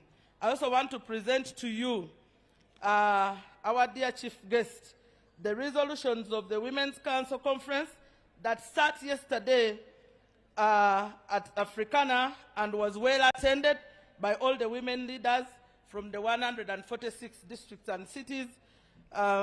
Ministers also attended, and the Secretariat, and we had resolutions. One was to review and amend the legal provision governing the lining up method used to vote during primary elections, noting that the practice is gender biased, undermines democratic principles, exposes women to intimidation and violence, and is inconsistent with dignity and safety of voters, particularly women. That was one of the recommendations. And two, the Council resolved that we identify and document, profile women who have attained leadership positions and have progressed through the structures of the National Women's Council. A case in point, the Right Honorable Prime Minister started as a chairperson of the Women's Council in her village until she made it to the district, a minister, commissioner, RDC, name it, up to the office of the Prime Minister. Congratulations. We have Mama Ziwa Margaret, the former Yala MP Speaker, who was the first chair of the Women's Council. We have my predecessor, my Honorable Rose Najemba Mbabali. She's there. You have, those women have represented us very well. We have Mama Grace Caballo. We have Mama Rose Chirabida, Honorable Rose Chirabida. She started in the Women's Council and she served as RDC until she contested to become a Member of Parliament for Wachisum. We have Mama Mbabazi Jacqueline. She was also in the structures, and many. The list is long. We actually agreed and resolved that we are going to profile them, and we appreciate their contribution, and we want to thank you. You have ably represented us very well. We resolved that capacity building and training on different skills, like the paradigms for women leaders. Secondly, we want to train the women leaders on their roles and responsibilities. There is a danger when we have leaders who do not even know their roles and responsibilities. And we are aware that all the elected leaders, starting from Parliament, they are always trained. They are always taken to Shankwazi for a training. So we resolved that it is a must that capacity building and training on different skills for the women leaders is one of the resolutions that we passed. However, Your Excellency, as National Women Council, we are willing to have a more structured and deepened discussion on the matters for collective good of our women in this country with the President of the Republic of Uganda, because there are pending pledges that have not been fulfilled. These ones, we talked about them and we discussed, so we kindly request that he gives us an appointment to discuss on some of these things. Your Excellency, as we have registered a number of achievements, we have also have some challenges that have remained. One, the increasing cases of teenage pregnancy continue to threaten the future of many girls. We call upon Parliament and relevant institutions to strengthen laws and enforcement mechanisms to protect our girls, keep them in school, and ensure perpetrators are held accountable. Violence against women and girls also continues to undermine our progress. Gender-based violence, child marriage, and other harmful practices must be addressed with renewed commitment. Protecting the rights and dignity of women and girls must remain central to our national development agenda. Over the years, the women have demonstrated that they can lead effectively, manage resources responsibly, build successful enterprises, protect peace and transformation. We appreciate the President of the Republic of Uganda for the fact that he has trusted women to the extent of giving us the position of the Vice President in this country, the position of the Speaker, the position of the Prime Minister. We cannot thank the President enough. That trust he has given us, many cabinet ministers, many state ministers, we have actually, and we appreciate what the President has done to the women of this country. We humbly request His Excellency to again consider increasing the number of women in leadership and decision-making positions. Women across this country have demonstrated discipline, loyalty, competence, and commitment in implementing government programs and mobilizing communities with greater responsibility in leadership. Women will deliver even more for our nation. We commit. Our chief guest, the women of Uganda, remain firmly committed to protecting the peace, stability, and development that this country has achieved over the years. We stand ready to continue mobilizing our communities, supporting government programs, and contributing to the prosperity of our nation. As we conclude, we want to thank the Minister of Gender, Labour and Social Development, our ministers, thank you so much, our Secretariat, thank you, our peers, thank you for the technical advice, Mr. Chibenge, and the NOC members that have made sure that this function is a success. Let me once again welcome all of you, but in a special way, allow me to thank the women of Kampala. Kampala women, thank you so much for coming. The women from Kayunga. I also come from Kayunga. Ajita Tajiwomia. The women from Kamuli. Yes, the women from Rubirizi. The women from West Nile. We have women from Wachiso. We have women from Ruchiga. And women council leaders from Wachiso sub-county. And I have said all this for God and my country. May God bless you.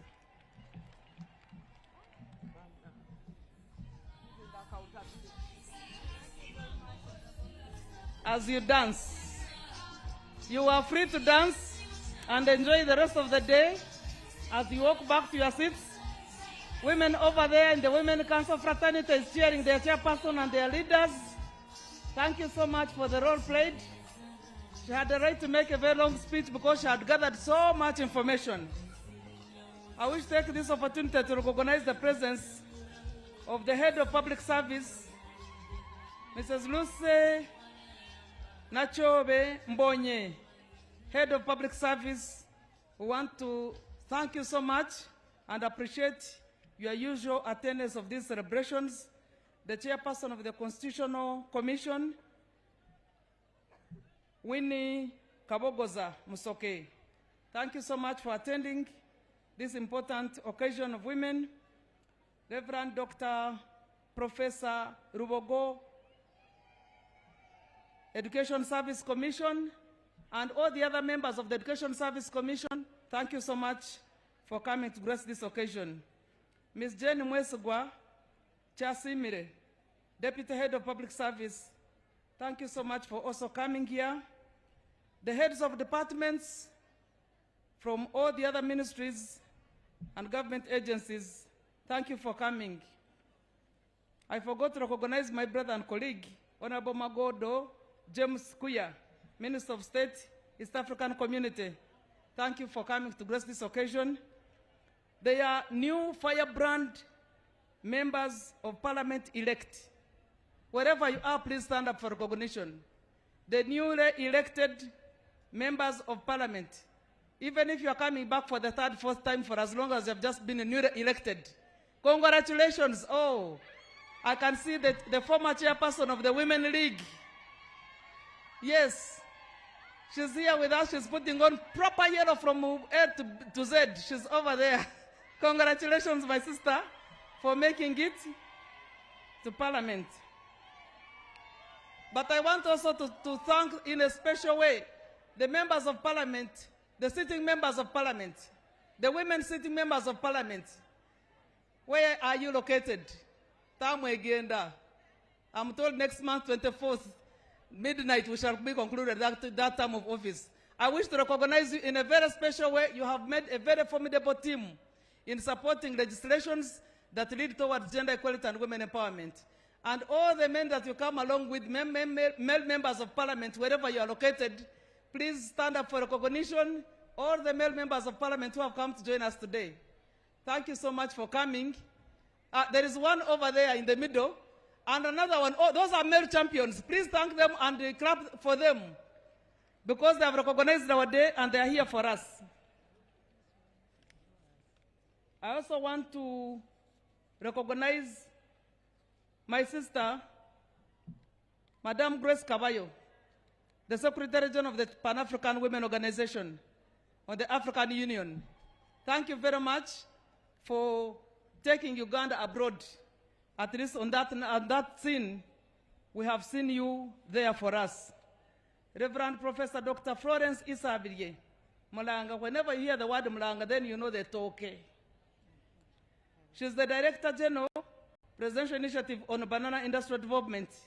The talker lady is here. The powder talker is here. You don't have to carry a whole branch with all its feathers, with all its leaves. Please, as those who are going to New York, go over there and carry the talker in just a pack. 1 kilogram, 3 kilograms, and take to the people in New York. So she's here. Where is she? Madam, I saw you somewhere, and I want you to step forward. Dr. Mulanga, wherever you are located, please, we appreciate the innovative role you have played in the development of the toke to the international market. It will be easier for us to carry abroad. I want to thank you so much for it.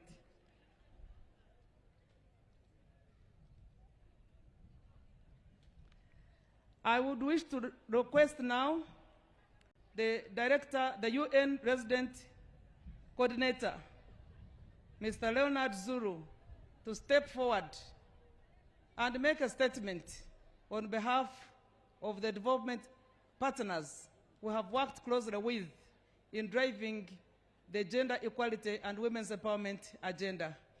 Please step forward with your team and make a statement.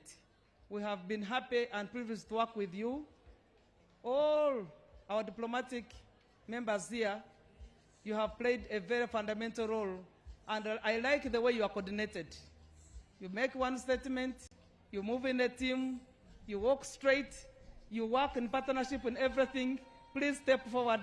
The platform is yours. Is he here?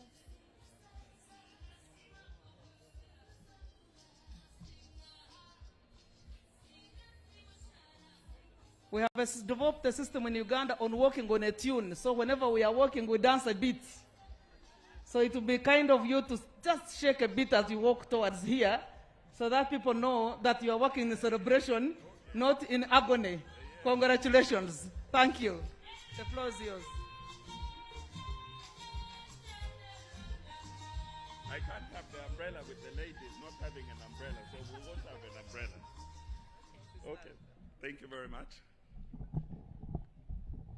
Your Excellency, the Vice President of the Republic of Uganda, the Chief Justice of the Republic of Uganda, the Minister for Gender, Labor and Social Development, honorable ministers present, Your Excellency, the Ambassador of France next to me, Your Excellencies, the ambassadors and high commissioners and members of the diplomatic corps, distinguished development partners, honorable members of parliament, representatives from civil society and the private sector, colleagues from the United Nations, and they are here with me. They will introduce themselves just now. Distinguished guests, ladies and gentlemen. Before we make our two-part statements, I will first of all ask my colleagues who are here to introduce themselves.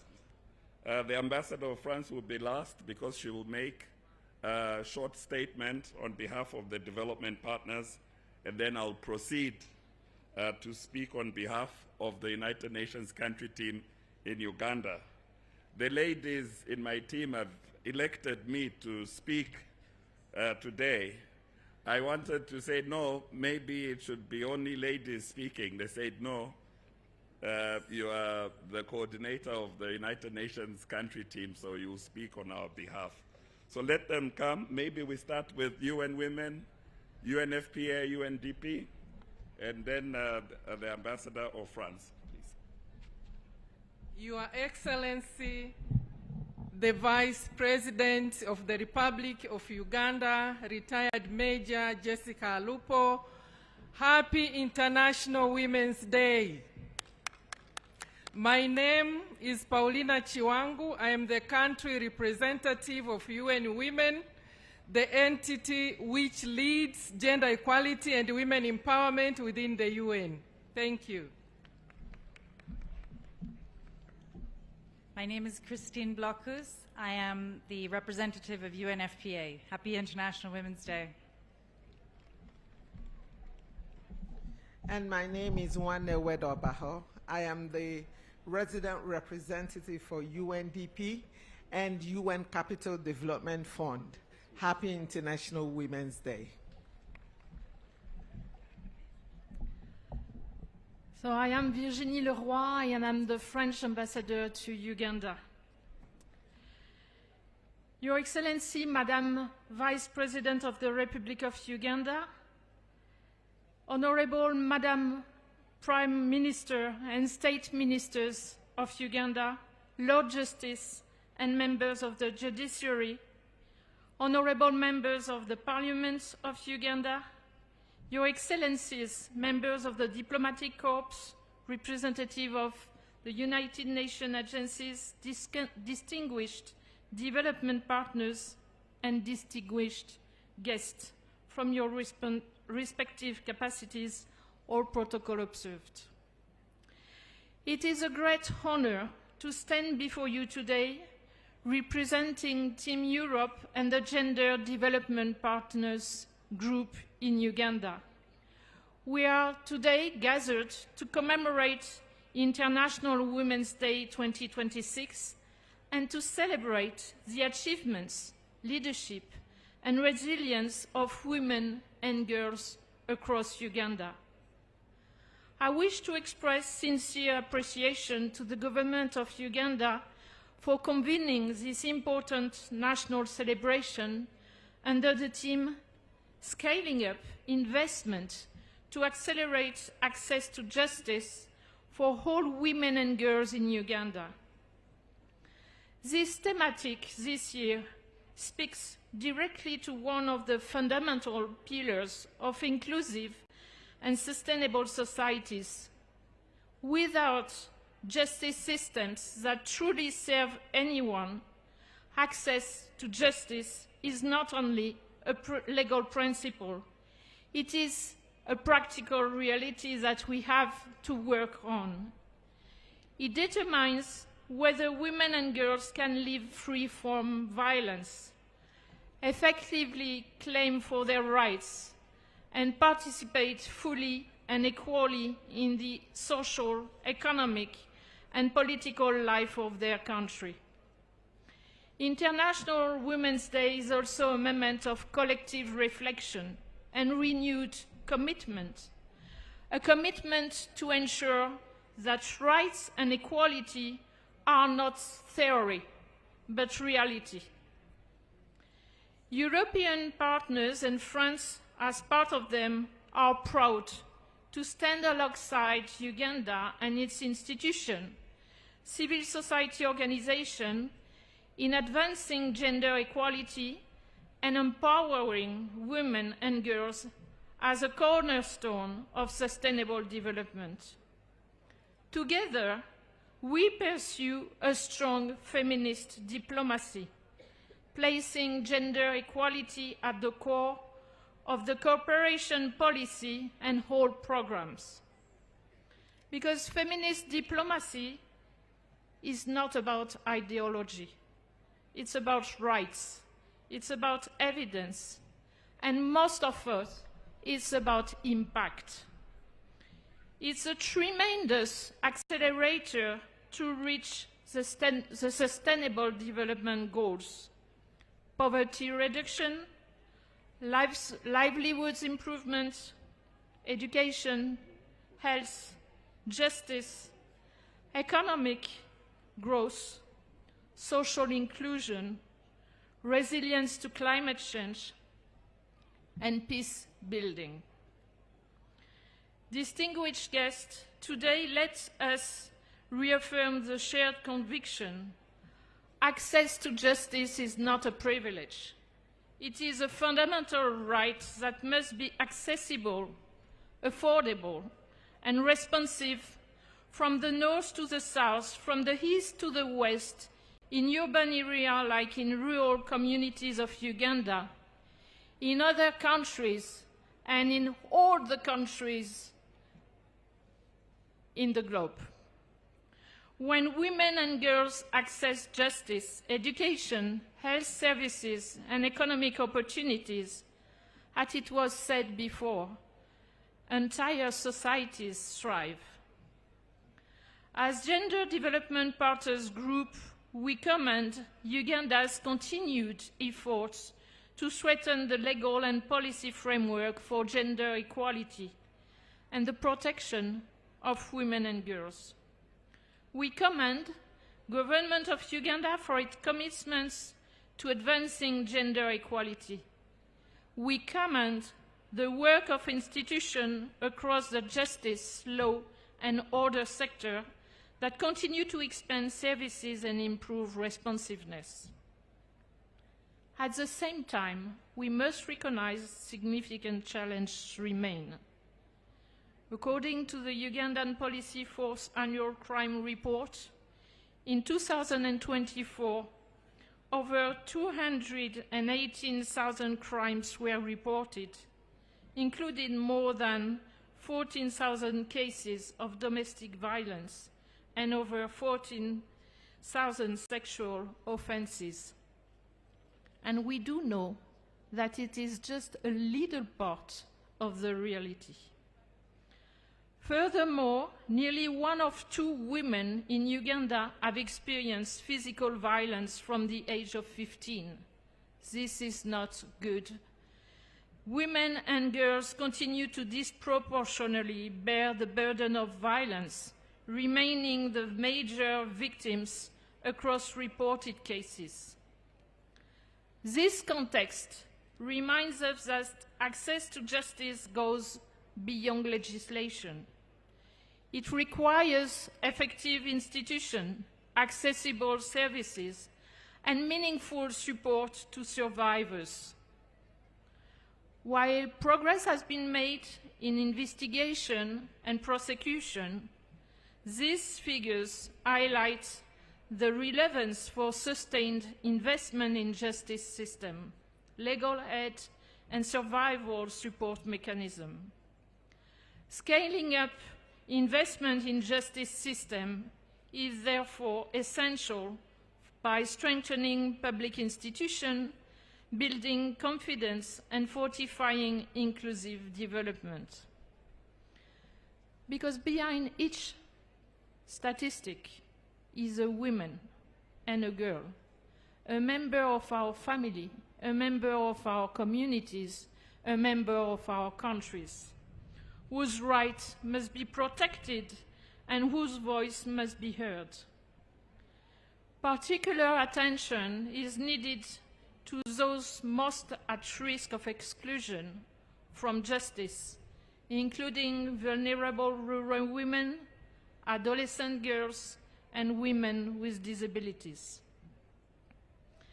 Uganda's continued generosity in hosting one of the largest refugee populations in Africa exemplifies national solidarity.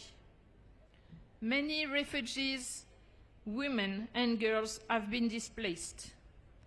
They are among the most vulnerable to gender-based violence. Ensuring refugees access to justice and protection services is therefore essential, part of the building of an inclusive system that leaves no one behind.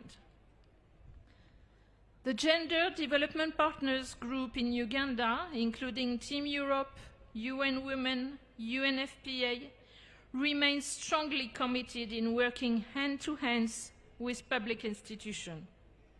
We hold support programs that strengthen prevention and response to gender-based violence, and initiatives that promote women's economic empowerment, recognizing that economic independence is often essential for women to seek justice and exercise their rights.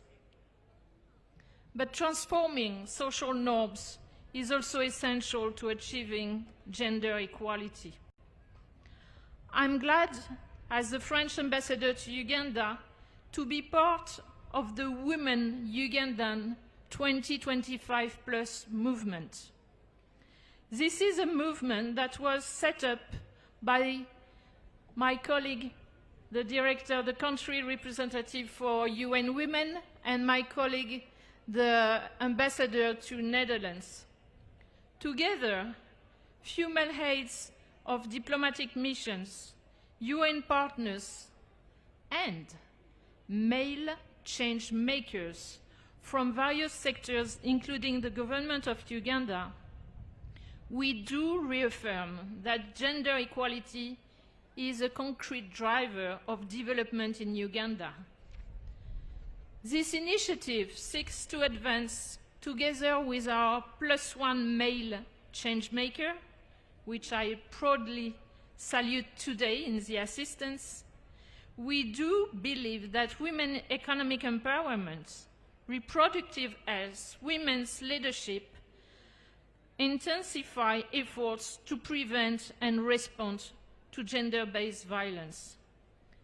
Because men must be part of the movement, not as bystanders, but as allies, because gender equality is a shared responsibility. So Women Uganda 2025 Plus movement aims at translate commitments into measurable results.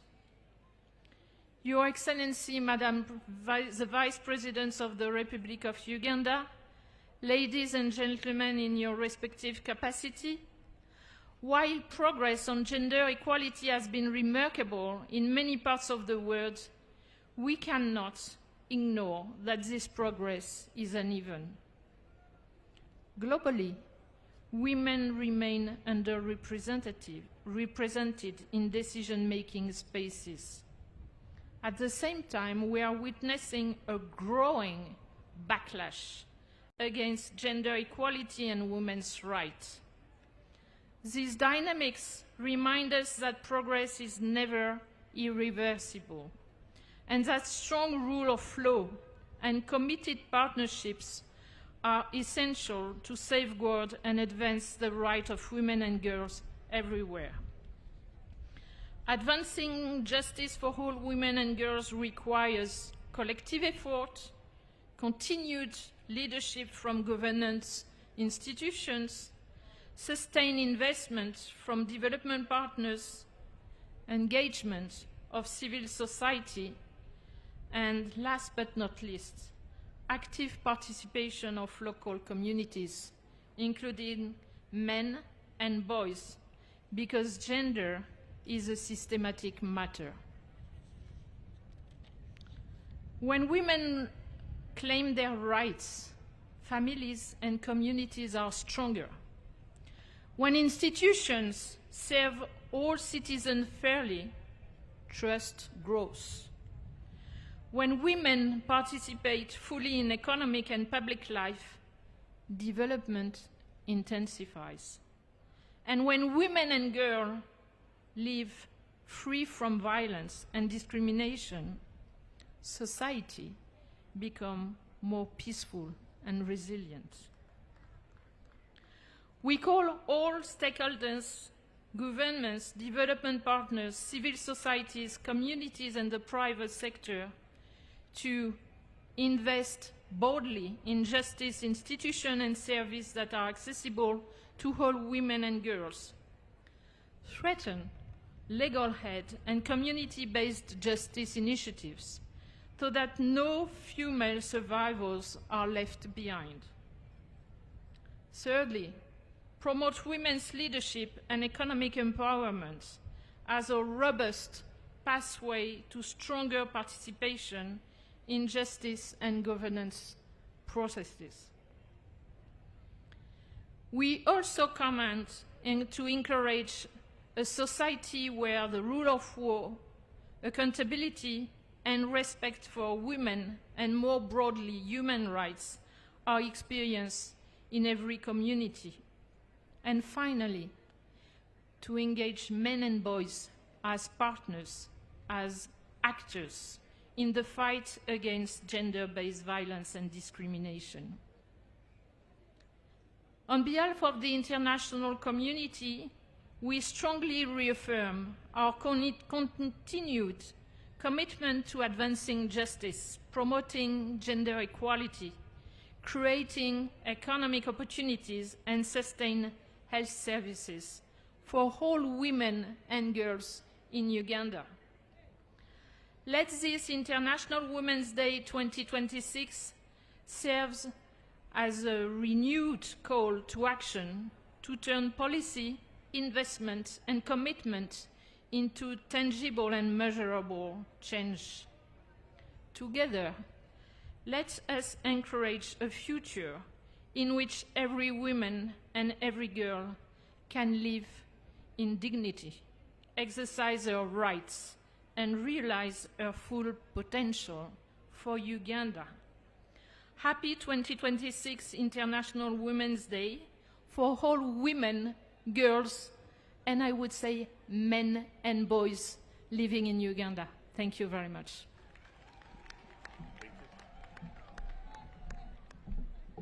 Madam Vice President, today we celebrate the leadership, resilience, and transformative contribution of the women and girls of Uganda. This is a moment to reaffirm that gender equality is much more than an aspiration. It is a legal obligation and a prerequisite for sustainable development and lasting peace and development.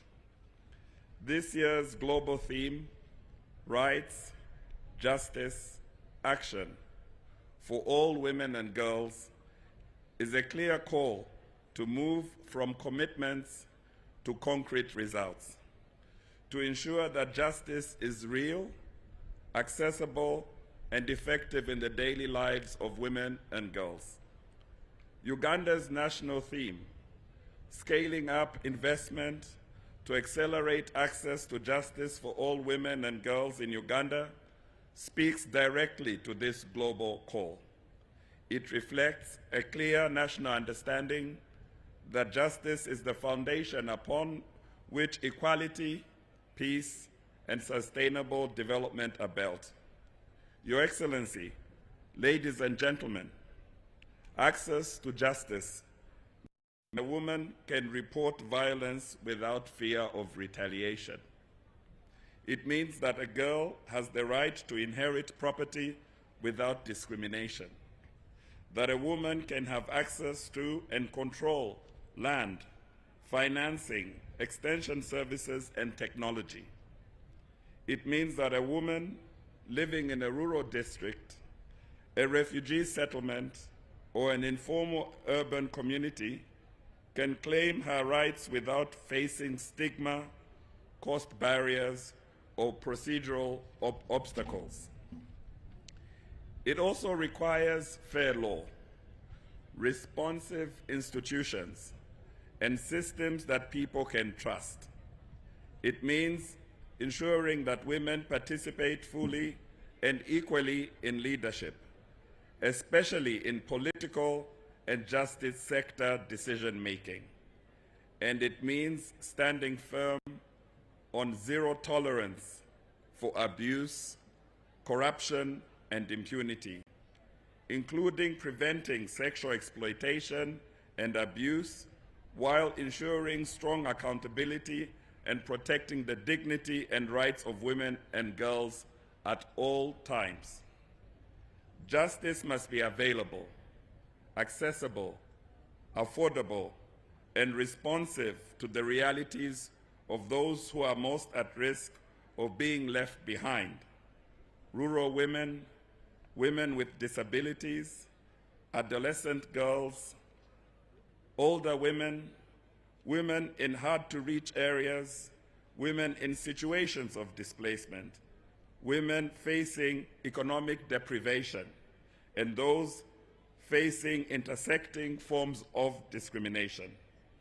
For women and girls with disabilities, this includes protection from heightened risks of gender-based violence, accessible reporting mechanisms, reasonable accommodation in legal proceedings, and, above all, equal recognition before the law.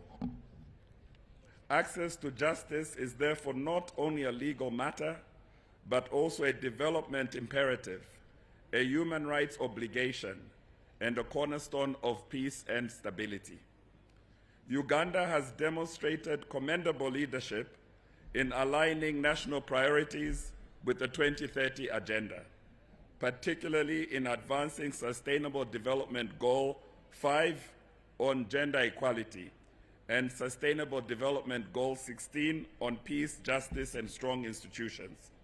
These commitments are affirmed in national frameworks, such as the 4th National Development Plan, the Parish Development Model, and constitutional provisions on gender equality.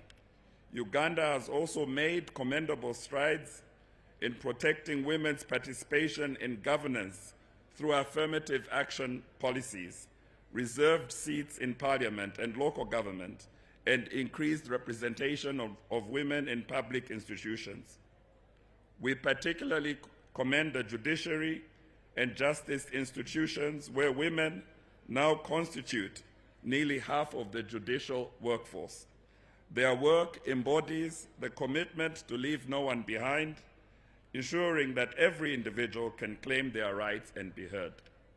While important progress has been made, sustained investment and targeted action remain essential.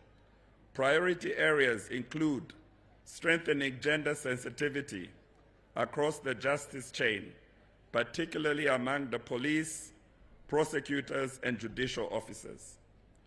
Expanding access to legal aid, with the long-debated legal aid law offering an important opportunity to institutionalize and scale service provision and enhancing alternative dispute resolution services in rural and refugee hosting districts. Continued efforts are also needed to address case backlogs through digital and mobile justice innovations, while ensuring internet connectivity to ease youth. Your Excellency, ladies and gentlemen, the United Nations, together with the government of Uganda and partners such as Austria, the Netherlands, and the European Union, have registered results in advancing Uganda's justice and gender equality agenda through practical programs and strong partnerships. Among the results of these commitments are the following. The special gender-based violence sessions have reduced case backlog, disposing of 4,500 sexual and gender-based violence cases, and increased the conviction rates from 20% to 80%. I repeat, from 20% to 80%. Access to justice has expanded geographically through the creation of 40 high court circuits and the revival of local council courts to complement the formal justice system. In addition, catalytic investments have been made in advancing digital justice innovations, legal empowerment and capacity building for judges, prosecutors, court clerks, police and probation officers. The Spotlight Initiative, jointly implemented by the United Nations and supported by the European Union and the Netherlands under the auspices of the Ministry of Gender, continues to address violence against women and girls through supporting legal reform, institutional strengthening, and community transformation. Despite our collective efforts, however, too many women and girls still face systematic barriers throughout the justice journey, from reporting violations to securing enforcement of judgments. Harmful social norms, fear of stigma and retaliation, and unfair working conditions and limited legal awareness among communities continue to limit access to justice for many, especially in rural areas and refugee settlements. That is why, as the United Nations, we are proud today to join the government of Uganda in launching the Female Genital Mutilation Strategy, with the shared ambition of making Uganda the first country to reduce FGM cases to 0 by 2030. And the National Action Plan on Gender-Based Violence, which stands as a powerful demonstration of what collective action can achieve when governments, development partners, civil society, and among communities come together with a shared purpose. We must be mindful that justice also begins long before a case reaches a courtroom. True justice begins in our homes, our schools, our workplaces, and our communities. It begins in schools where girls are taught to know their rights, and when boys are raised to respect gender equality. It starts in community equality. It starts in communities where leaders speak out against violence and exclusion. In a nation where young people form the majority, investing in girls' legal literacy, education, economic and job opportunities is one of the most powerful investments that you can make. Uganda can also take this forward as part of its national development strategy. The United Nations country team in Uganda remains steadfast in our commitment to work alongside the government and the people of Uganda. Together with civil society and cultural and religious leaders, development partners, we will continue to support gender-responsive legal reforms, strengthen gender-based violence survivor-centered services, promote women's leadership in peace and governance, and ensure women's rights at work and advance an inclusive justice system that truly leaves no one behind. On this International Women's Day, let us therefore commit to building together a Uganda where justice is not a privilege, but a guaranteed right for every woman and girl, without discrimination, without delay, and without exception. Happy International Women's Day to all the women and girls of Uganda. I thank you very much for your kind attention. And I thank my colleagues who are up here and the minister who's overseeing that we finish our speeches as quickly as possible. I thank them for their patience and resilience. Thank you. Shows leadership. Thank you very much, Madam Minister. Thank you very much, Country Coordinator UN. We have had a good, long deliberation, and they have recognized the support the Uganda government has given towards women empowerment. We thank you so much. And as you return, I would wish to invite the Minister of Gender, Labor and Social Development to come and make her statement. You can walk majestically, you may wish to dance, you may wish to give her a tune. Please give her a very nice tune. Our own minister has been there, and that is known for her. Please stand up and dance with her as she walks here. I know she knows how to do it in a natural way. And as she comes, I would wish to recognize the presence of the former Deputy Chief Justice, Honorable Kavuma Stephen. Thank you so much for gracing this important occasion. I would also wish to recognize the presence of the Mufti of Uganda, His Eminence Movaje is around in in person. Thank you so much for coming here. His Eminence Metropolitan Generous Muzei, thank you so much for coming. Dr. Moses Odong, General Overseer, Archbishop of National Fellowship, Born Again Pentecostal Churches, thank you for coming. Honorable Betty Among is dancing majestically. Please give her a big hand of applause. She has led us very well. In this space, she has been there for us. Thank you so much as we dance along.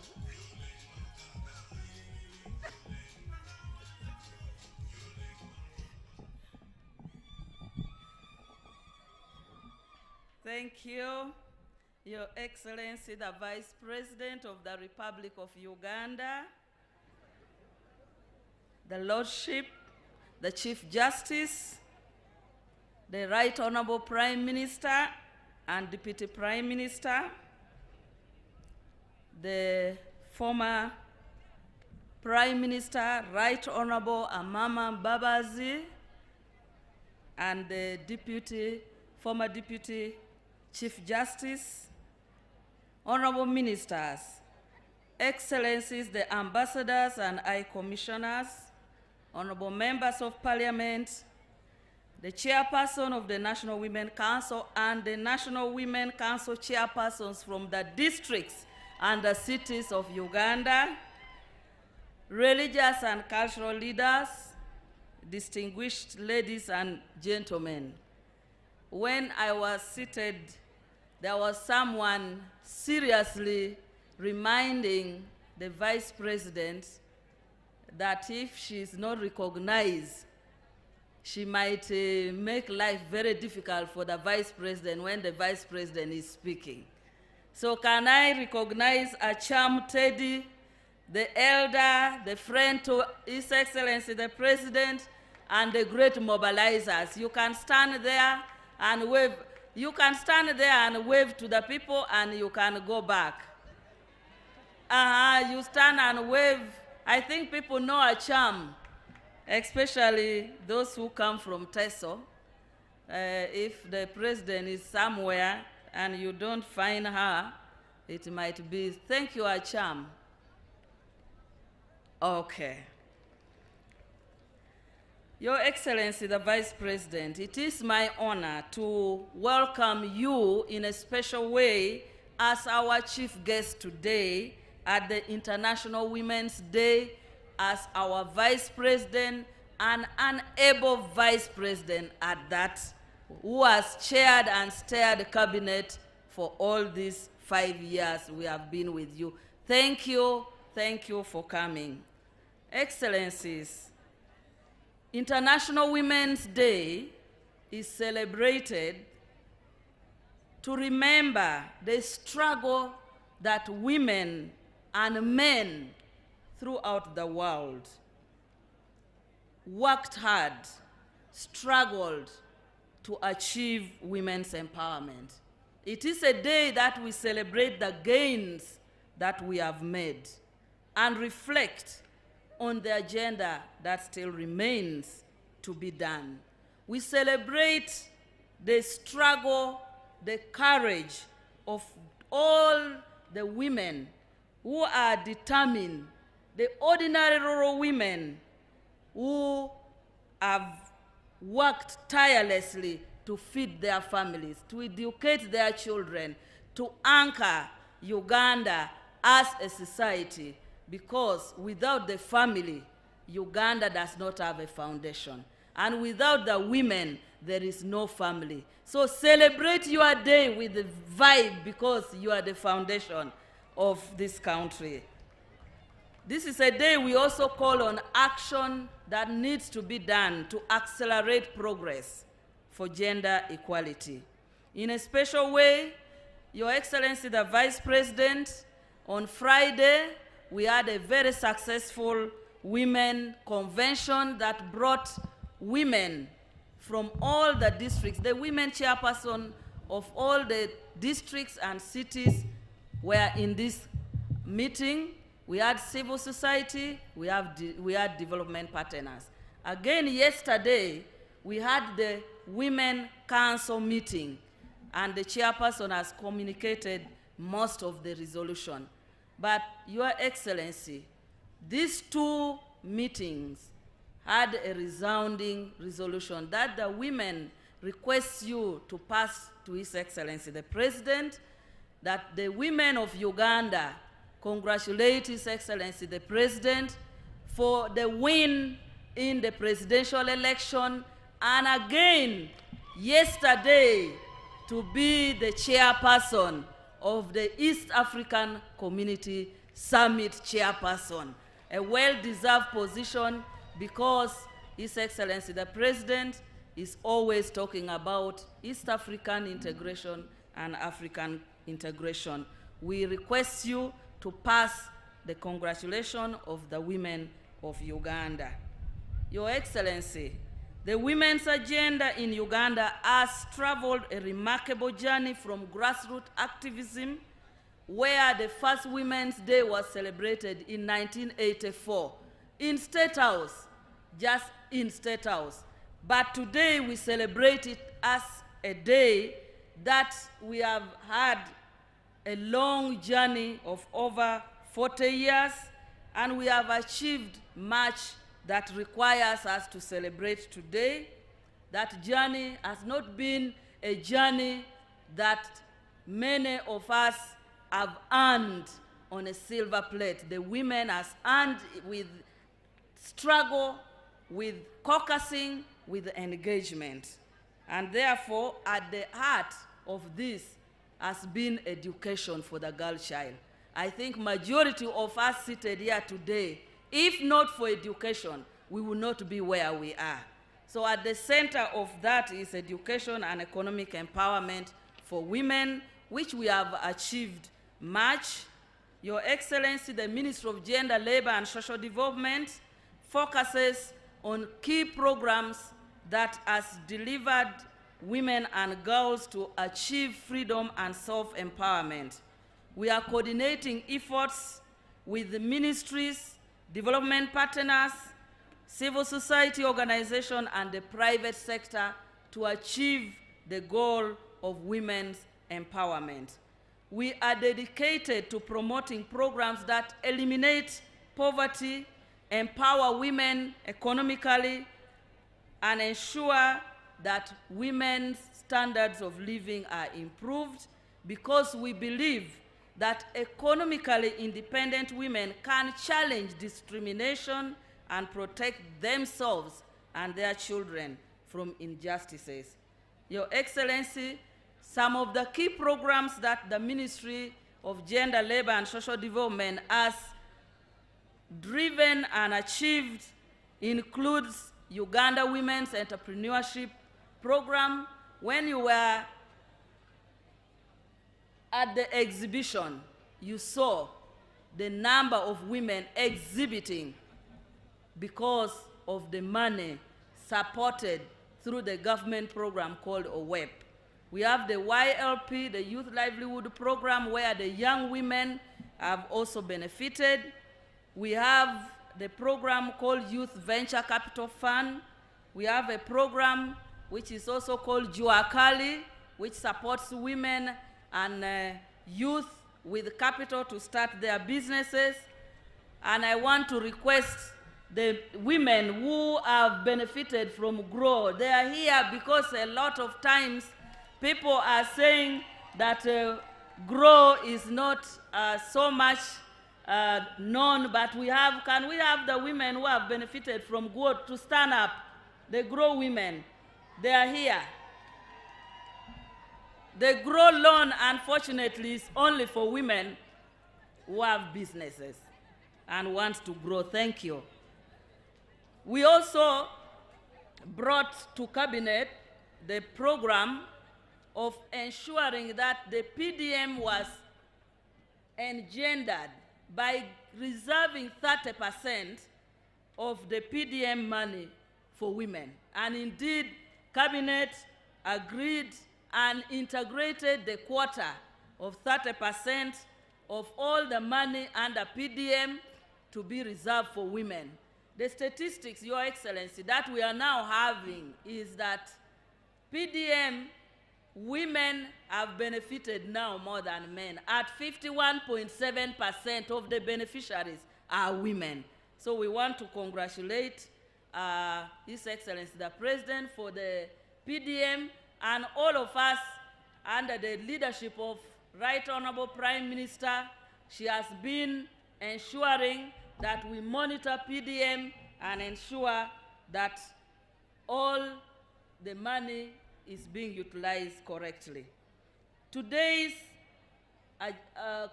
theme, scaling investments.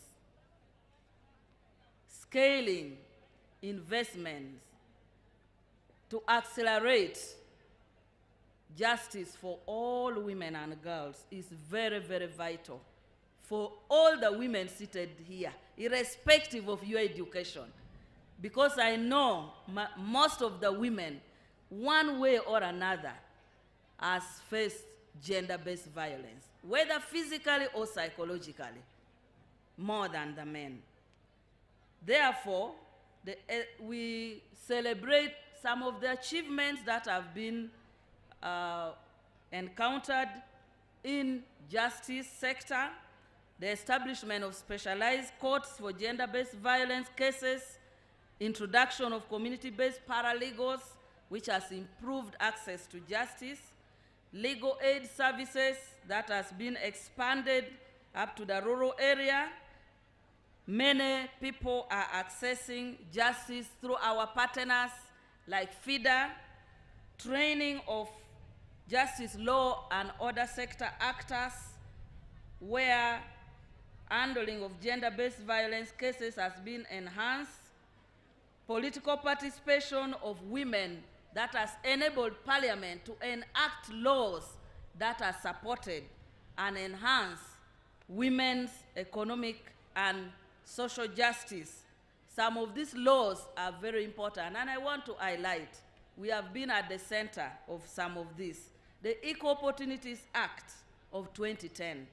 This act gives effect to the state's constitutional mandate to eliminate discrimination and inequalities against any individual or group of persons on the ground of sex, age, race, color, ethnic origin, tribe, birth, creed, or religion.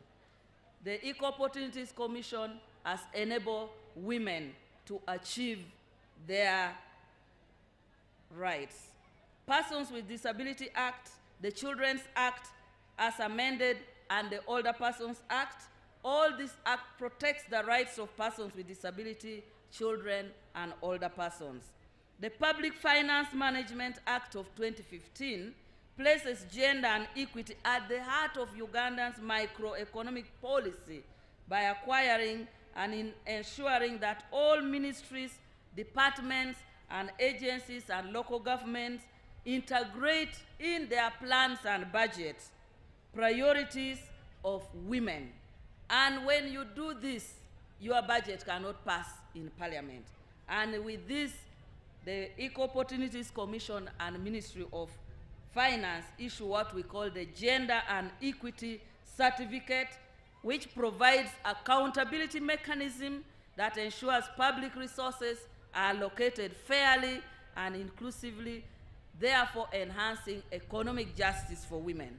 The Employment Act of 2006 and the regulations requires that all employers with more than 25 employees put measures in place to prevent workplace violence, ensuring fair work environments and giving workers legal ground to seek redress, and ensuring that in offices they display gender and sexual related violence policy for anybody to read. So this has also enhanced and accelerated justice in areas of employment. The Land Act, as amended, safeguards the rights of women, children, and persons with disability in relation to customary land while restricting transfer of land without spousal consent. So these days, a man cannot go to a bank and borrow money without, if it's matrimonial land or property, without the consent of a woman. These provisions protect women from dispossession, uphold their property rights, and provide legal mechanism to challenge unfair practices, accelerating access to justice in land ownership and inheritance. The Succession Amendment Act of 2022, one of the most important legislation that we can cite for justice. This has advanced access to justice by aligning succession law with constitutional provisions on gender equality, by ensuring fair distribution of property to both male and female dependents. So if you now have children and you die, this law will say all your children, the property will be divided equally. It also recognizes spouses in the distribution of property of the deceased. It also refined the definition of customary heir or heiress to remove discrimination. In the old law, it was only the heir.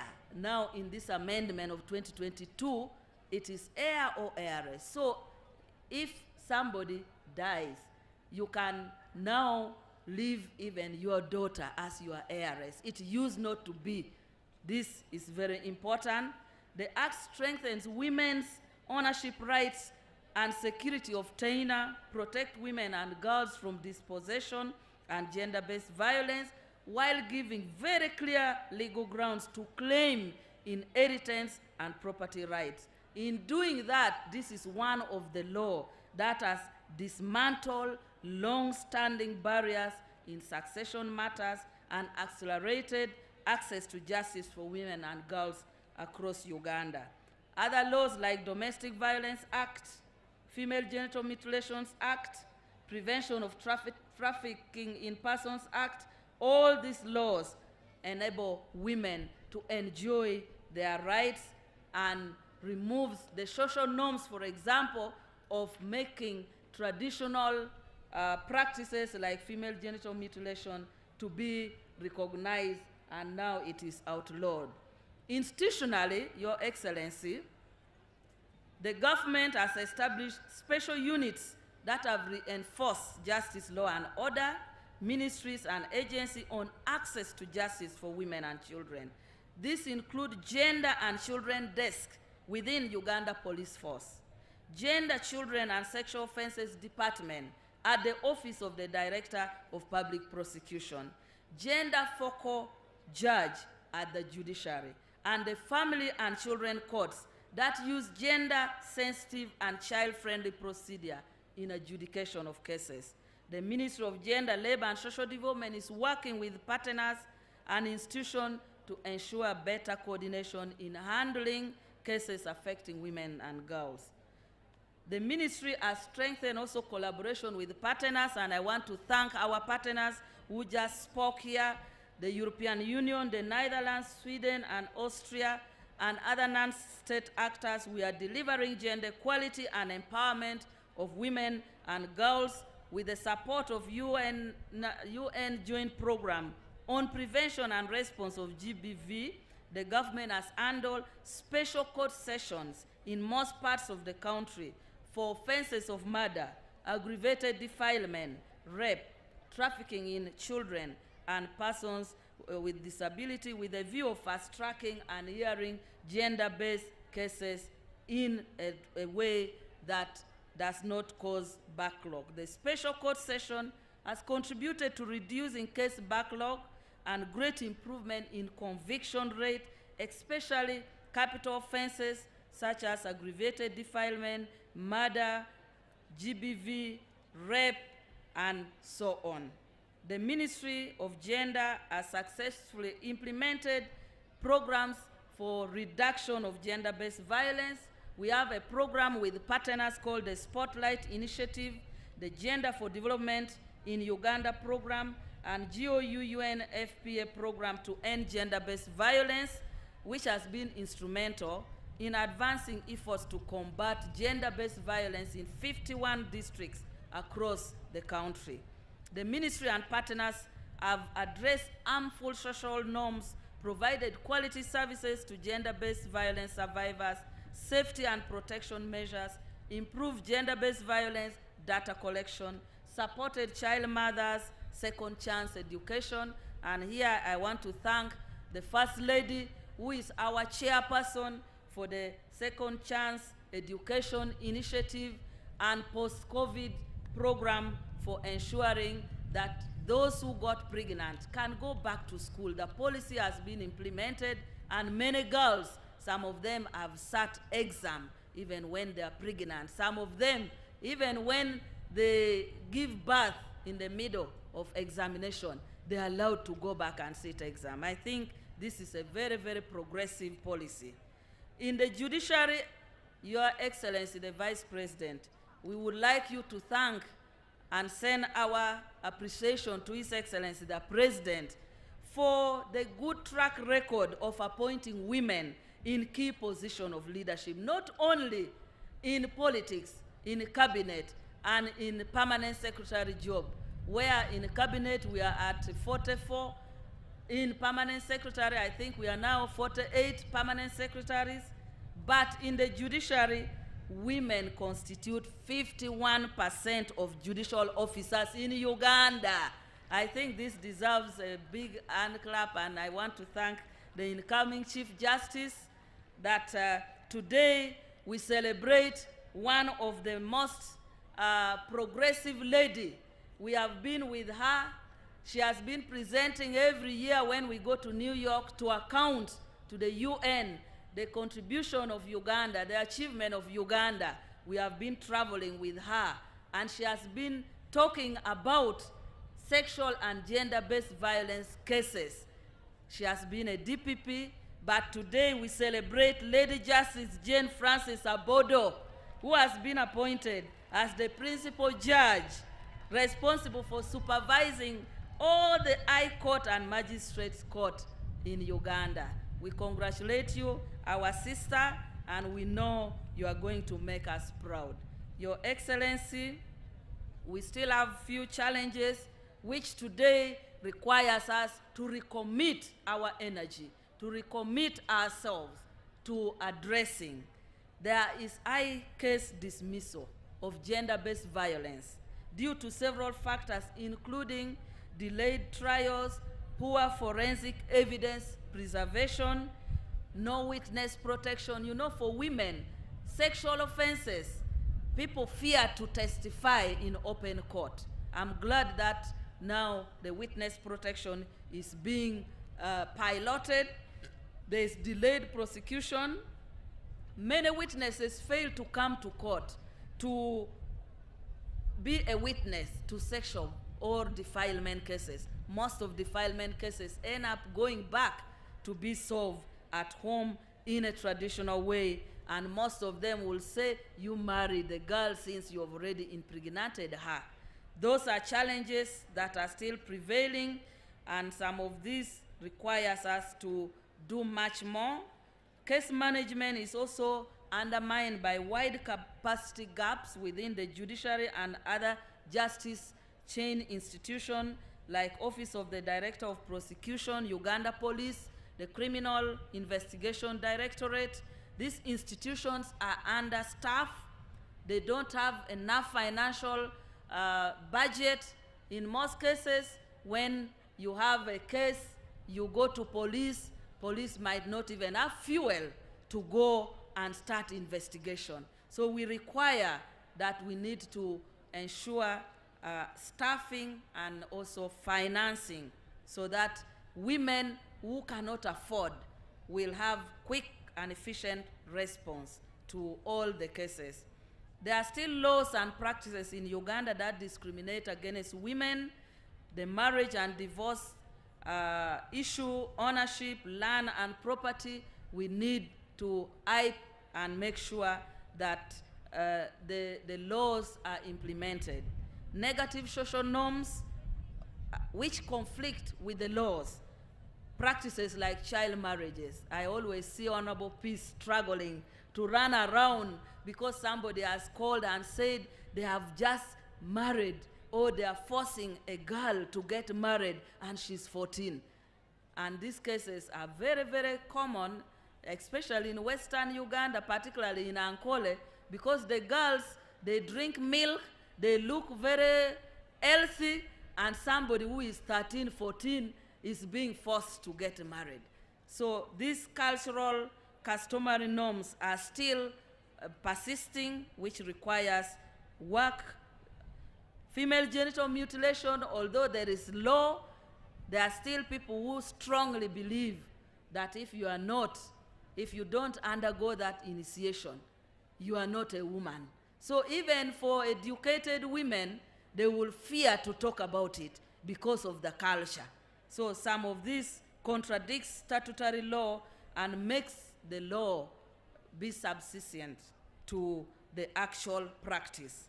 Inheritance and issues around ensuring that court process, the time frames of processing court issues, the language.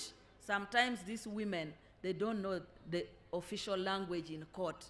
So issues of language, issues of sign language still limits access to justice for marginalized groups and uneducated groups, and economic barriers undermines women's access to many issues around justice. Your Excellency, I want to conclude by saying government of Uganda has made a lot of progress.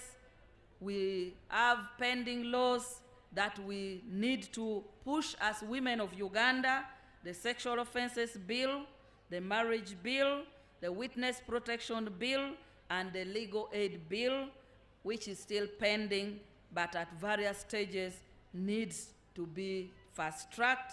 The justice sector needs to take deliberate efforts to clear case backlog on defilement and aggravated defilement and gender-based violence.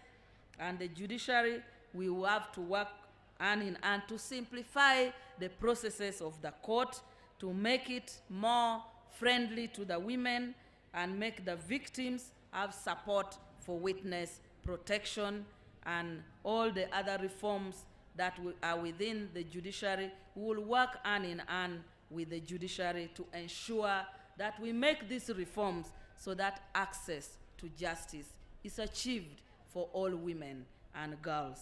With that, Your Excellency, I want to conclude by saying the women of Uganda stand firmly in support of the vision of His Excellency the President and yourself, the strategic plan for development, and that through investment in key economic sector and essential services, justice for women will be delivered.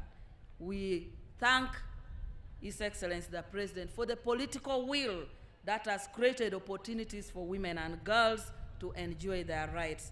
And with that, I want to thank you for your continued commitment and grace and hard work that has made Ugandans know that when you put a woman in a position, the woman performs. Your Excellency, you have performed as a Vice President. When you go out there to represent His Excellency the President abroad, we see you, how graceful you are. You have made women proud. I thank you, and with that, I want now to take the singular honor to invite you, Your Excellency, to deliver your speech and address the nation. Thank you for God and my country.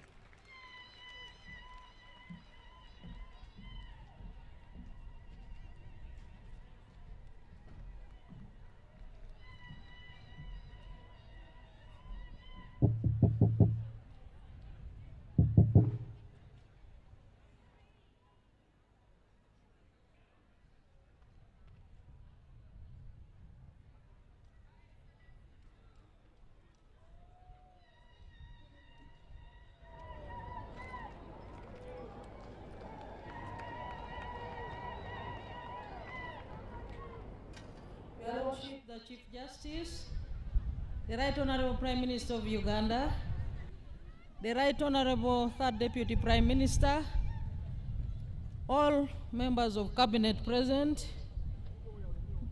Your Lordship, the Principal Judge, Excellencies, the Ambassadors, High Commissioners, members of the Diplomatic Corps, colleagues, members of Parliament present, the religious leaders, the cultural leaders, the former national leaders, notably the Right Honorable Mama Mbabazi, His Lordship Stephen Kavuma, General Kale Kaihura,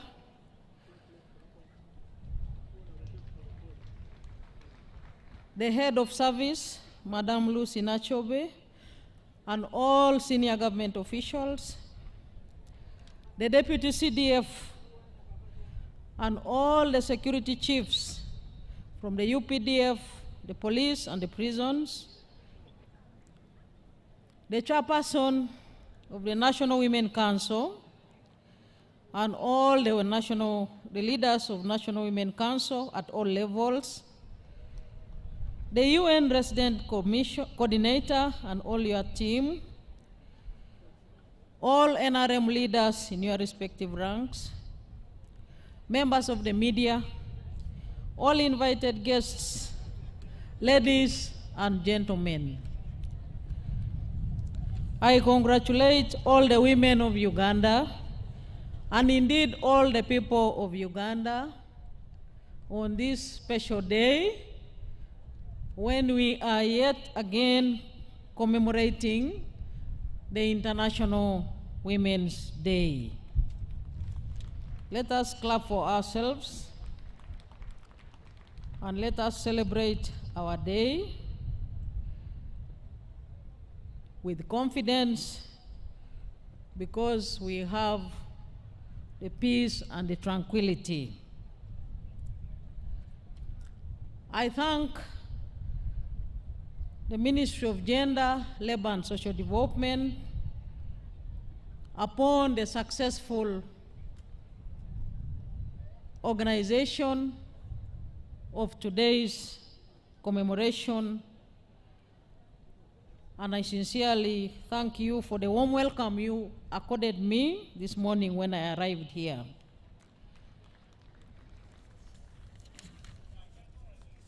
I bring you warm greetings from His Excellency, General Yoweri Kaguta Museveni, President of the Republic of Uganda, and Mama Janet Kataha Museveni, the Minister of Education and Sports.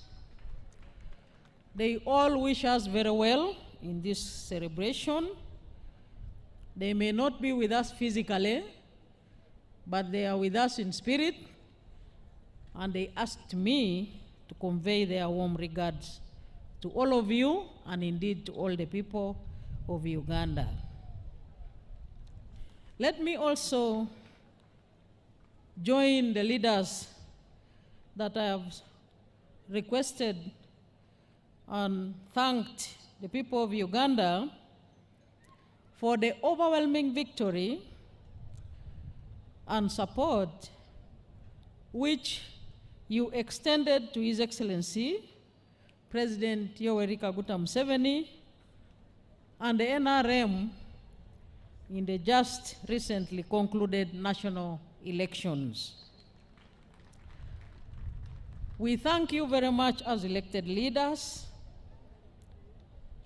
for exercising your mandate and electing all the leaders at all levels to serve you. We are sincerely very thankful to all of you. Ladies and gentlemen, as you may have already learned through the media and other government communication channels, His Excellency the President is in Arusha, Tanzania,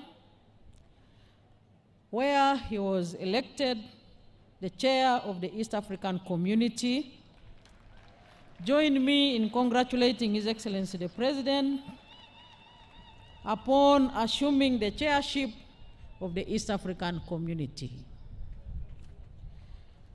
Against that background, therefore, he delegated me to come here to deliver to you his message and indeed to all the people of Uganda. And before I deliver to you his message, let me also assure all of you, including Hajat Farida, the Chairperson Women Council, the UN Resident Commissioner and your team, the Minister of Gender, that all the messages you have expressed here, which are directly meant to be conveyed to His Excellency the President, will be integrated into a report and will be relayed to the highest destination, and that is to His Excellency the President's office. I shall promise you that as a woman, we shall pursue for the feedback together up to the logical conclusion. I thank the parade commander and her team for putting up such a spectacular march past parade. Thank you very much for entertaining us, including the members of the band. Let me now read to you the message of His Excellency the President. I thank the exhibitors when I was going through the stalls, and they are demonstrating that a lot of progress is being made in wealth and job creation through government programs. The message of His Excellency the President goes as follows. Fellow countrymen, countrywomen, and especially the Bazukulu, the International Women's Day is an opportunity to recognize and celebrate the significant role played by women and girls in our families, local communities, and the country at large. I therefore want to thank you all for using this occasion to highlight the contribution of women and girls in all the spheres of life. This year's celebration is being held under the theme, Scaling Up Investment to Accelerate Access to Justice for All Women and Girls in Uganda. The real key to development lies in cultivating the inherent potential of all people, both men and women. In 1986, when the NRM came to power, we were able to observe that although women formed more than 50% of the total population of 14 million Ugandans, their full potential was not fully realized on account of their lack of education, lack of opportunities, chronic ill health, and early death. Women were trapped in a very disadvantaged position, despite the fact that they were at the center of the subsistence economy, and also provided at least half of the labor for producing the few cash crops. The NRM fought the suppression of women and other groups that faced marginalization on account of historical and cultural factors by doing the following. First and foremost, guaranteeing education access for all at primary, secondary levels, i.e., UPE and USE. This was a fundamental empowerment of the girl child, because once somebody is educated, he or she cannot easily be suppressed. That was the real beginning of our reforms. In the past, when the family had to make a choice because of limited family income as to who should go to school, it would be the girl child who stayed home, while the boy child attended school.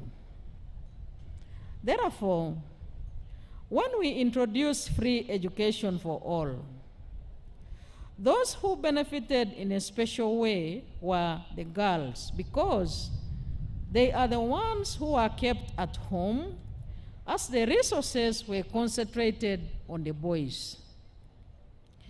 It is a mother's level of education and access to information which will decide whether or not she will go for a tetanus vaccination in pregnancy, whether a trained person will be present at birth, whether she knows about the advantages of breastfeeding, whether foods will be cooked in the most appropriate way, whether water will be boiled and hands washed, whether bouts of diarrhea will be treated by administration of fluids and foods, whether a child will be weighed or vaccinated, and whether there will be an adequate interval between birth.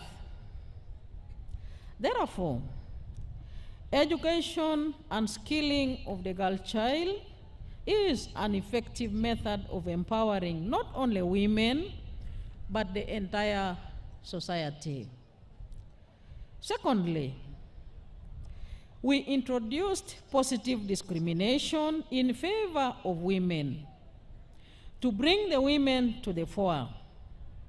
For instance, for university entry, we have the 1.5 additional points given to girls. Women are free to stand for any elective office, but they also have additional seats which they compete for.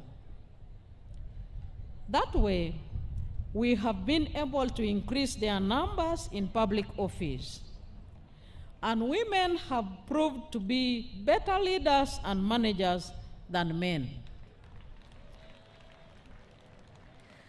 During our resistance against dictatorships, we treated everyone equally.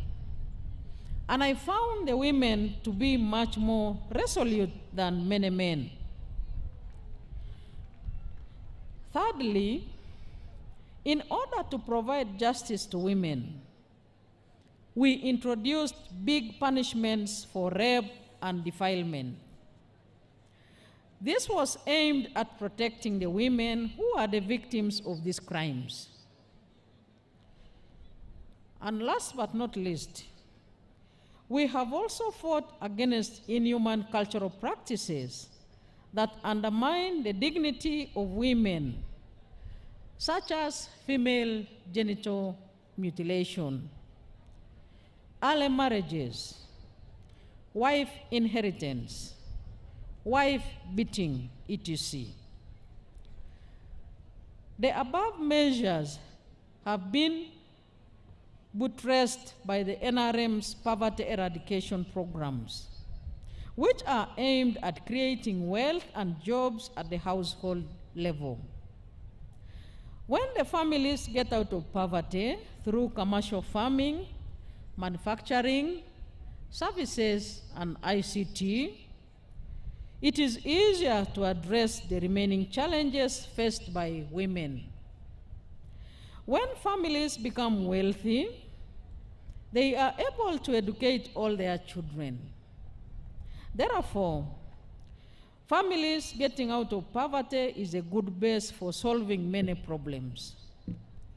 The NRM government has put in place the necessary socio-economic infrastructure to guarantee the profitability of the business enterprises, i.e., enough electricity, good roads, schools, hospitals, peace and security, etc. However, infrastructural development alone is not enough, though it must come first. Development is a collective good for everyone. But wealth and jobs belong to individuals, families, groups, or companies. We should not have spectators in the drive towards increasing household incomes. Finally, I wish you all happy celebrations of International Women's Day 2026. I thank you all. That is a message of His Excellency the President. Thank you for your kind attention.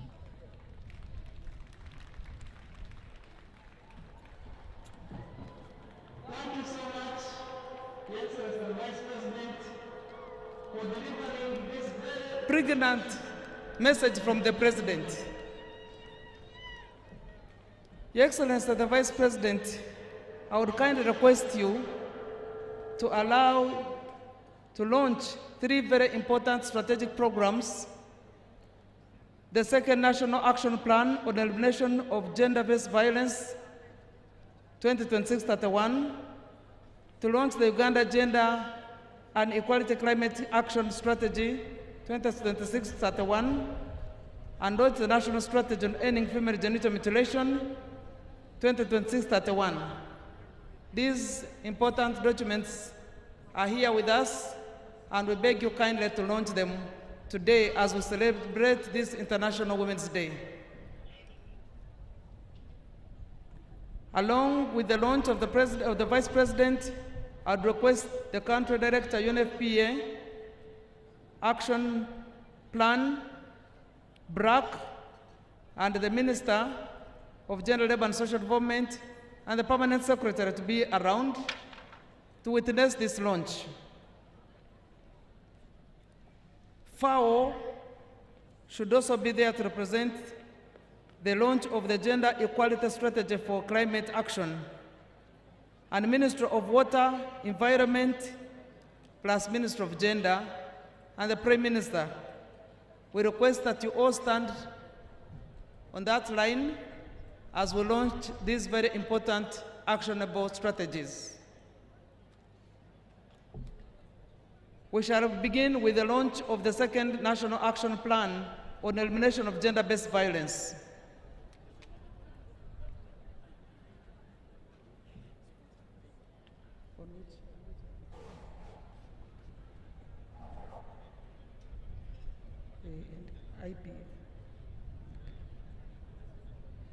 The representative from IPA should also be preparing himself when we go to launch the End of Female Genital Mutilation Action Plan.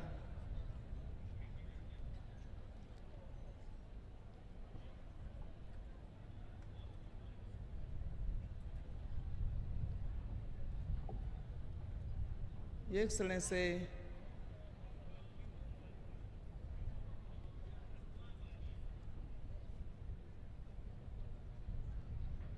these documents are ready. Your Excellency, we request you to kindly launch the second National Action Plan on Elimination of Gender-Based Violence, 2026-2031. The signature is being apprehended. Ladies, please put your hands together and thank the Vice President for launching this very important National Action Plan to eliminate gender-based violence in Uganda. Thank you very much. The Vice President has already apprehended her signature. I can see the Minister of Gender, Labour and Social Development apprehend her signature. I can also see the country representative UNFPA doing that. I have now seen our own Majegere signing to launch the National Action Plan to end gender-based violence. May I now request that you present Uganda Gender and Equal Climate Strategy Action Plan for signing. I can see the Vice President has apprehended her signature on the Gender Equal Climate Action Strategy. Please thank her for that. FAO, please apprehend your signature. Our own Prime Minister, the Right Honorable Robina Nabanja Majegere, has also apprehended her signature.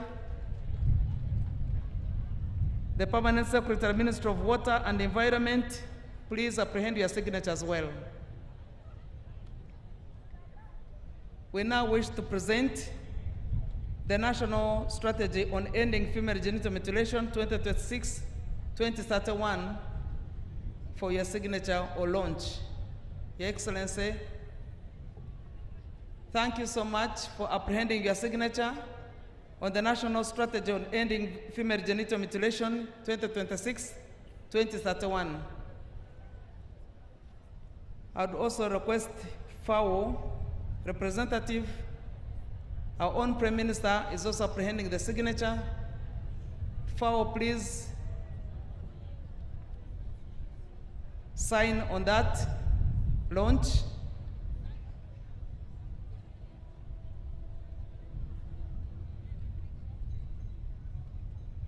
Now, UNFPA will all join you in signing on the launch of those very three important strategies, all geared towards ending violence against women and girls. And they are present here to take a picture, a memorable picture for the launch of these very important strategies. Congratulations, our development partners, for putting heads together to come up with that action plan. And I also want to thank the responsible ministries for accepting and putting them into the National Action Plan, in the 4th National Action Plan. We thank you so much for that. As we come towards the end of this celebration, there were entertainment groups, 2 entertainment groups. I want to request the 2 of them to come here quickly. Quickly, those 2 entertainment groups should make their way here. Don't think we had forgotten about you. Please come, make your way here, and we conclude our celebrations with a dance to really indicate that we are celebrating. There is a lost and found item here. Owoya Sejire Paul, you lost your driving license. It is here, please, wherever you are, come and find your driving license. I will give it to my sister, Alice Mwanguzi. There is an important activity that we have not done yet that we must do right now. Entertainment groups, make your way near here as we award the medals. I wish to request the Master of Medals ceremony. Please kindly come, make your way so that we award the medals to our distinguished people who have been very excellent in supporting gender equality and women's empowerment. I would request this group to stand just behind here shortly. We shall be inviting you as soon as we complete this final activity. just down the platform there. The young ladies, just keep just down there. Wait a minute, we shall invite you. Now, right here, the ceremony, the Master of Ceremonies for the awards and medals is coming here to recognize eminent persons who have supported the gender equality movement to where it is right now. May you kindly join us and take the platform.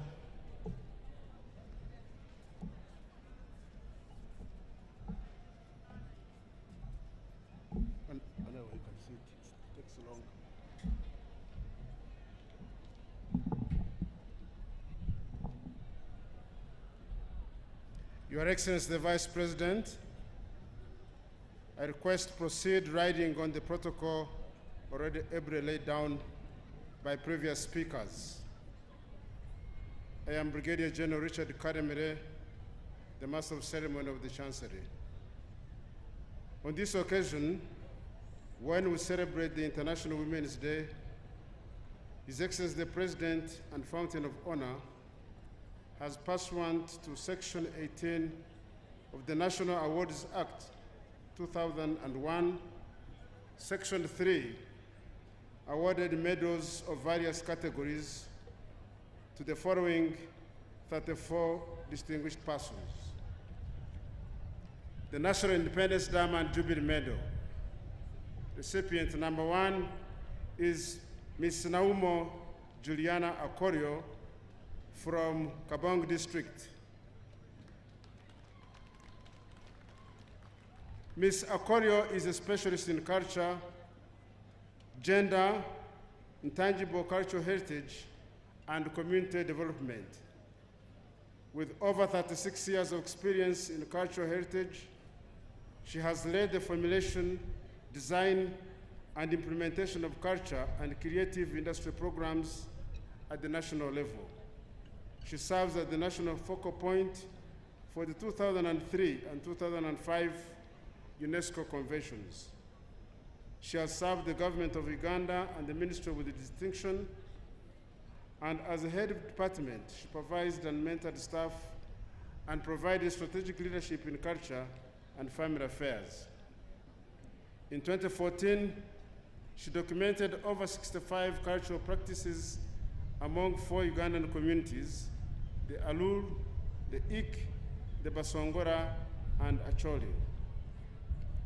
Next is Ms. Samari Wakori from Bari District. Ms. Samari Wakori is an Assistant Director of Public Prosecutions at the Office of the Director of Public Prosecutions in Uganda, where she has served for the past 20 years. She has successfully prosecuted high-profile capital cases before the High Court, the Court of Appeal, and the Supreme Court, ensuring justice for victims through all appellate levels. Under her leadership, the ODPP has established 14 special child-friendly rooms. She has played a key role in training police officers on conducting effective investigations, probation officers on supporting victims throughout the justice process, and other stakeholders on handling child-related SGBV cases. Next is Ms. Rita Achiro Lakol from Padere District. Ms. Achiro Lakol is a social development practitioner with additional training in business administration, finance, and accounting. She has 27 years of professional experience and currently serves as the Executive Director of the Uganda Women's Network, the leading national women's rights network in Uganda. Through her leadership, she has coordinated and strengthened the capacities of women leaders across the country in elective politics, public service, the private sector, and civil society. Ms. Akiro Lakor is a nationally and internationally recognized women's leader. She currently serves as the chairperson of the African Women Leaders Network Uganda chapter, an initiative of the African Union. Next is Engineer Namugerwa Prisla Rita from Bukomansim District. Madame Priscilla is an experienced telecommunications engineer with 27 years of professional experience in the engineering sector. She is well versed in the day-to-day operations of modern communication systems and currently serves as a senior officer for telecom authorization at the Uganda Communications Commission. Madame Priscilla led a major UCC project to migrate Uganda's fixed numbering range from 5 and 6-digit numbers to a standardized 7-digit format. Next is Ms. Nachibuka Maxensia Akirambure from Masaka District. Madame Maxensia is a development practitioner with a strong focus on women-led and women-centered initiatives, social justice, and community health for women and children, particularly in the context of HIV/AIDS. Her work emphasizes women's economic empowerment as a pathway to emancipation and increased participation in political and decision-making spaces. Next is Dr. Joyce Namiro Tamare from Rengo District. Dr. Joyce Namiro Tamare is an impact and social investment specialist, governance and strategic leader, financial management professional, and sustainability expert committed to transforming lives through social enterprises across Africa and globally. Next is Ms. Rita Mitara Baraka from Kampala District. Rita Mitara Baraka is a seasoned professional with extensive experience in governance, risk, and financial management. She's a fellow of the Association of Chartered Certified Accountants and an honorary fellow of the Uganda Institute of Banking and Financial Services in recognition of her significant contribution to Uganda's banking sector. Next is Ms. Kasenene Elizabeth. Elizabeth Kasenene is a Ugandan architect and development professional whose career reflects a strong commitment to innovation, women's empowerment, and sustainable growth.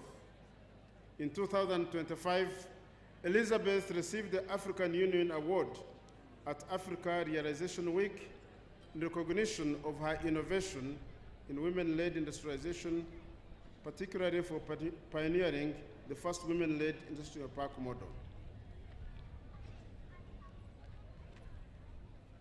Next recipient is Dr. Patricia Atim Podong from Gulu District.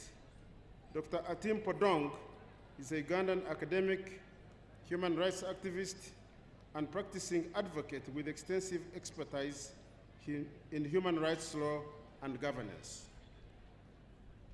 Next is Ms. Robina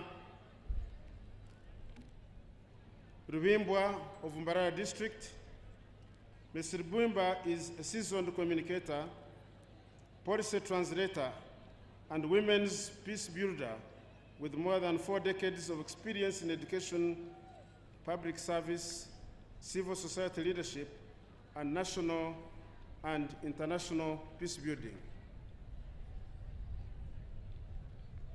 Next is Honorable Ms. Adrien Kobsinje from Bushenyi District. She's the chairperson of the National Resistance Movement Women League and a member of the Central Executive Committee. Honorable Adrien strongly believes that women are central to Uganda's transformation. She holds that empowered women build strong households, strong households build stable communities, and stable communities build strong nations, positioning women as custodians of Uganda's economic transformation for generations to come. She supports women farmers and grassroots entrepreneurs through mentorship, advocacy, and financial inclusion programs. Next is Ms. Lilian Byarugaba Adriko of Kampala. Madame Lilian is an renowned advocate of the High Court of Uganda with over 19 years of experience in public service and the development sector, specializing in legislative drafting, policy formulation, and administration. Other recipients are Ms. Agnes Ksembo from Rubirizi District, Ms. Namubiru Sylvia Mukasa from Kalungu District, Ms. Mary Mukasa Kalyango from Rural District, Ms. Naba Wumuka Jen Chadondo from Wakiso District, Ms. Kundakwe Rebecca from Bushain District, Ms. Narman Sania from Wakiso District, Assistant Commissioner Kasoro Yahaya, Sergeant Natimo Cecilia, Mrs. Chokwijka Immaculate, Mr. Richard Agaba, Assistant Commissioner of Prisons, Mugisha Edgar, Ms. Othira Stella Atiano, Ms. Daphne Mindra, Chief Wardress, Grade 1, Ms. Akero Florence, Chief Wardress, Grade 1, Ms. Apollote Evelyn Susan, Ms. Jen Mugenyi, Ms. Amoit Zipola, Resistance Officer Major Lilian Mwine, Lieutenant Robin Kabisha Yondo, Resistance Officer Lieutenant Akor Evelyn, Army Staff Sergeant Charsima Ustina, Ms. Rebecca Florence Nalbega, and that comes the end of the list of the recipients. We wish to thank the Office of the Presidency, the Presidential Awards Committee, and the team at the Chancellery for organizing this ceremony. I submit.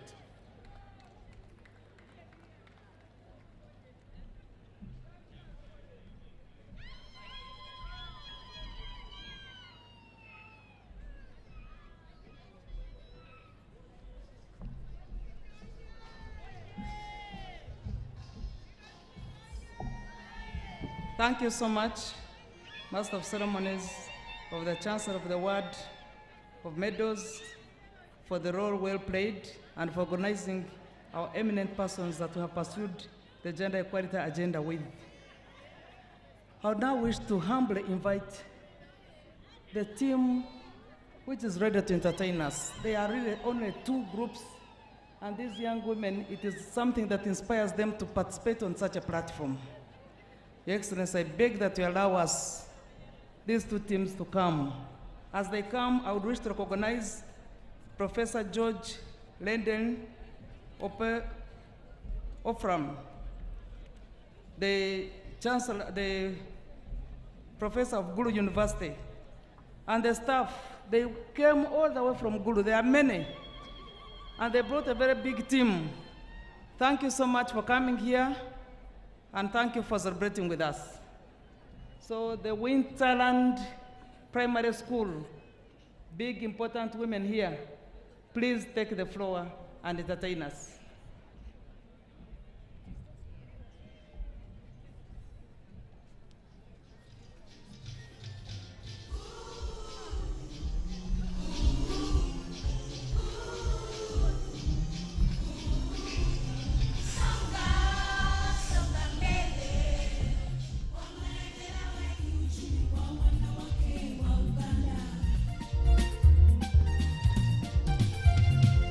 Mchana wali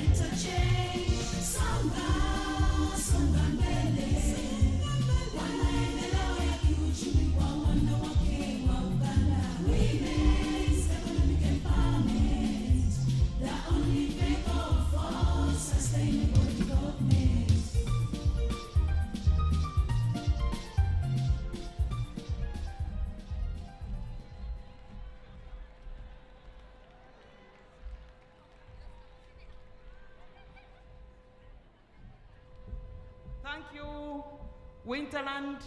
Please, may you head way to the Vice President and take a picture with her. As King David, little boys and girls come over here. Please run quickly in a clear line. Move down to the Vice President. She has asked you to go and take a picture with her. Quickly, quickly, quickly. King David, in only 2 minutes, make your point. These little children have a poem. I've been corrupted to accept them because previously we didn't have them on program. But I don't want to fight with God because the voice of these little children should be my voice. So I have had to accept them to say something. They say they have 2 minutes poem and strictly stick to your time. Please make way. Start.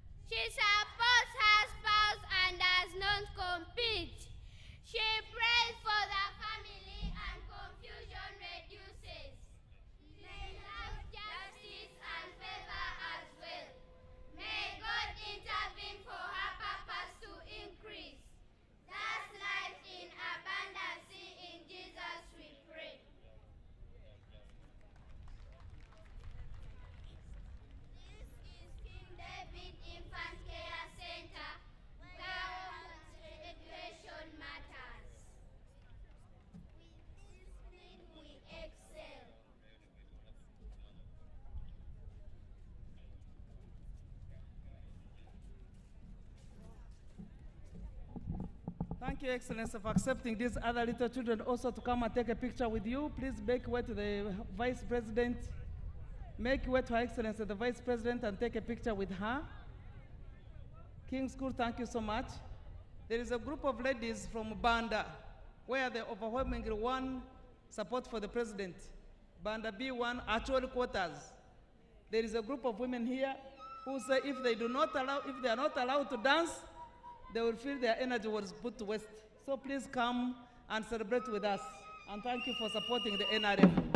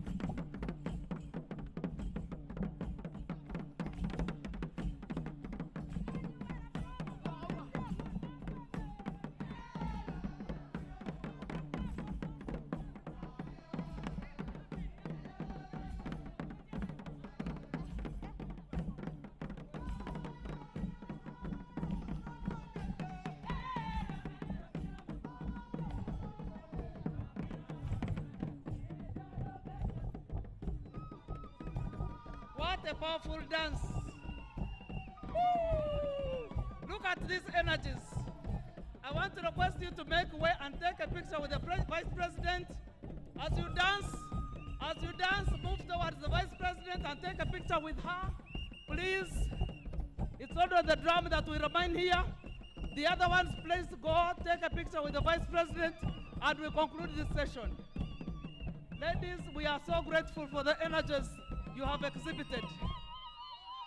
Thank you very much. Thank you for energizing us. This second one, dance as you leave, as you go to meet the Vice President and take a picture with her, please. The leader, take lead the ladies. The leader, please, lead the ladies in the procession to the Vice President's tent and take a picture with her.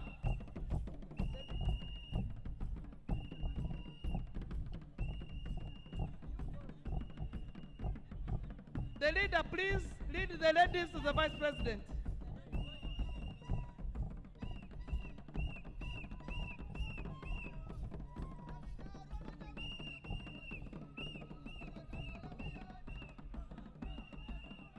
Please clap for them.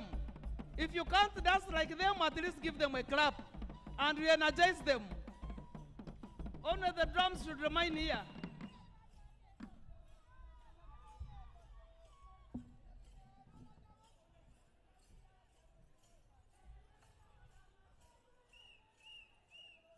And thank you for looking very smart. That's what defines an African woman.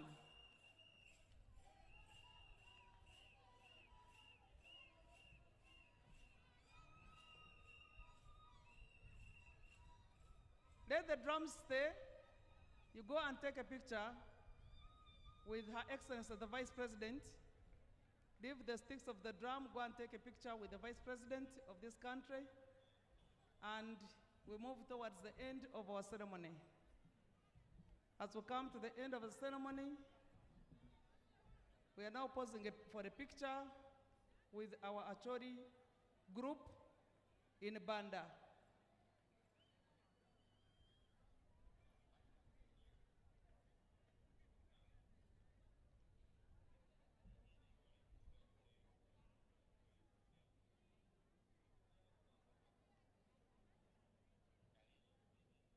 Perfect picture. They are already showing signs of the NRM support. Congratulations. Thank you for making us proud in Kampala. Congratulations. And now we call upon the band to lead us into the anthems.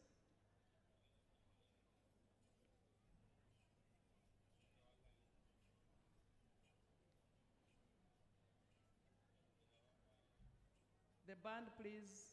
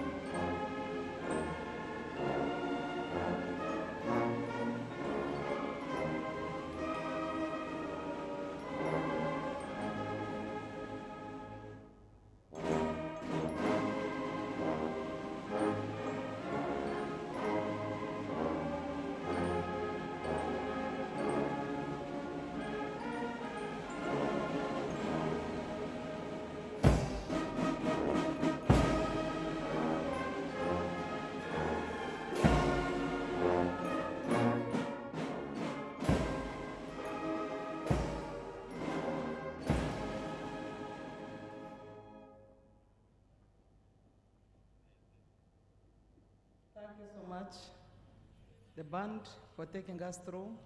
We have come at the end of today's ceremony. We want to thank Your Excellency, the Vice President, for accepting to be with us.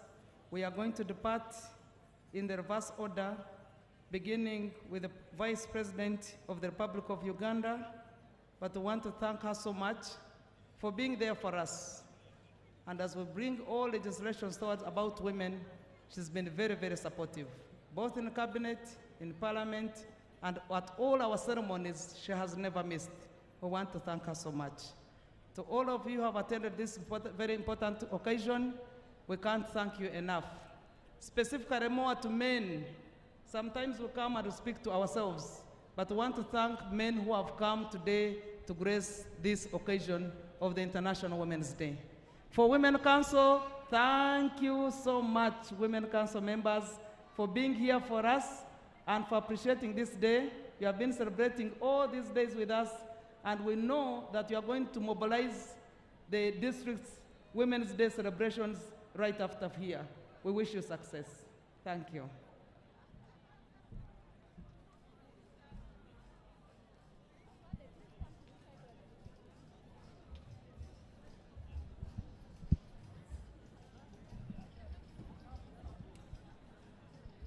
We also wish to thank our development partners.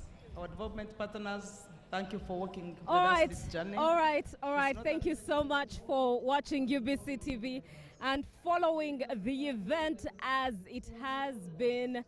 That is the 8th of March 2026 as we celebrate the 42nd Women's Day as Uganda. Many speeches have been given, many speeches have been told, lots of stories have been told, a lot of performances have taken place. But before I even go any further, my name is Julie F. Nantaba, and I've been covering this event with Jen Nyiramjusha. You will be getting from her and hearing from her as well. But some of the speeches and highlights from on there is recognizing the loopholes that still exist in the movement to empower a woman, and some of which, as for example, stated by Hajat Farida Chiwawa, that is the chairperson of the National Women's Council. She recognized the fact that increasing teenage pregnancies still exist, as well as gender-based violence is still on high, and child marriages still remain. Information limitation to women is also still a problem on there. Some of the diplomats also mentioned that access to justice is not a privilege, it is rather a right, and the GBV crimes indeed still high, and the fact that access to justice should go beyond legislation.